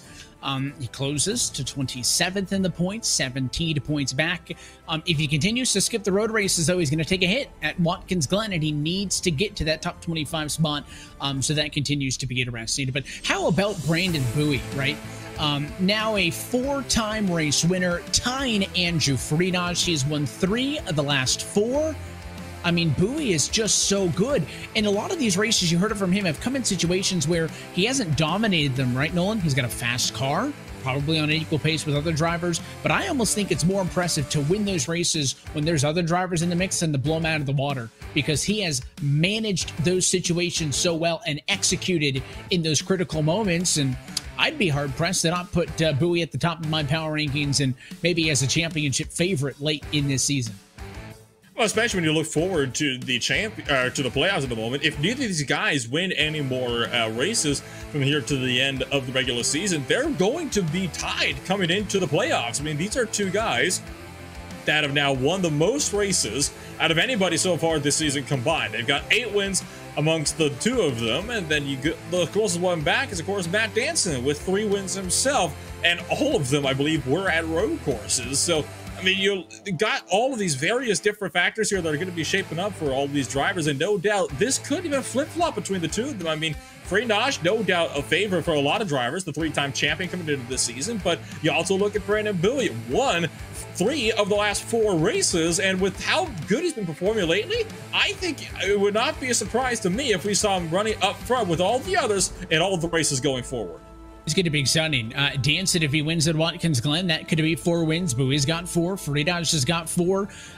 All but, you know, unless you wreck out, anything can happen in the round of 16, but certainly all those multi-race winners going to have a big advantage headed into the round of 16. McBride is only 6 points ahead of Cato. Cato involved, in some trouble tonight, but not all bad news because, again, Eberhardt is still technically not high enough, 27th in points. So if the playoffs were to end today, Eberhardt's win wouldn't count. Cato in 17th would get welcomed in. So it could be a cut between Cato and George versus McBride and Cato.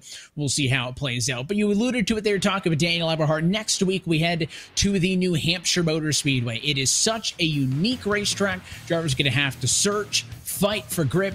The normal tracks are done for this regular season. The next, intermediate track, cookie cutter, if you will, isn't till September at Las Vegas. You get a flat mile at New Hampshire, a road course at Watkins Glen, a 2-miler in Michigan, a super speedway in Daytona. Don't even get me started on the hellscape that is the round of 16 and crazy short track races that I think are going to break some hearts for some playoff hopefuls. But New Hampshire is a tricky challenge, but it's one of those tracks that could be a niche track, right? It's a track that this guy might just really like, and who knows, we could see a first-time winner there, certainly. It's also a track where the bump and run is very prominent. I often like to refer to New Hampshire as Martinsville, but more. The track is wider. There are more lanes that you can work with. It also drives like a short track, though. It's basically completely flat, just like Martinsville is. I mean, New Hampshire Motor Speedway is by far one of the best 1 mile tracks there is out there. It's about the same length as Dover actually is. Of course, much slower though, and that also means drivers could very well be much closer together as well. The battles are going to be a lot more physical over in New Hampshire, and I have a feeling we're going to be seeing a lot of people making a little bit more contact than we did here in Atlanta, even in that last few stages of the race. It's going to be tough because you're going to have to fight on a bigger track that races like a short track. There's going to be contact. There's going to be mistakes. There's going to be points where drivers need to decide what that risk versus reward factor is. And that is what makes the Magic Mile so welcoming and such a fun racetrack. And looking forward to having everybody out there next time for round number 17. But until then, that is it for us here tonight for the virtual Atlanta Motor Speedway. So for our friends at SimSeats and our entire team behind the scenes at RaceSpot TV and at Real Sim Racing, for our producer downstairs, Hugo Luis, for Nolan Rempel, and myself, Evan Pasoko, I want to thank you for tuning in and congratulate Brandon Bowie, now a 4-time winner in 2021. We're back next Monday, July the 19th for the virtual New Hampshire Motor Speedway. That race and every race of the 2021 SimSeats Real Sim Racing Cup Series can be found exclusively here on RaceSpot TV. Till next time, good night from Atlanta, Georgia, where Brandon Bowie is making a case to be a playoff favorite.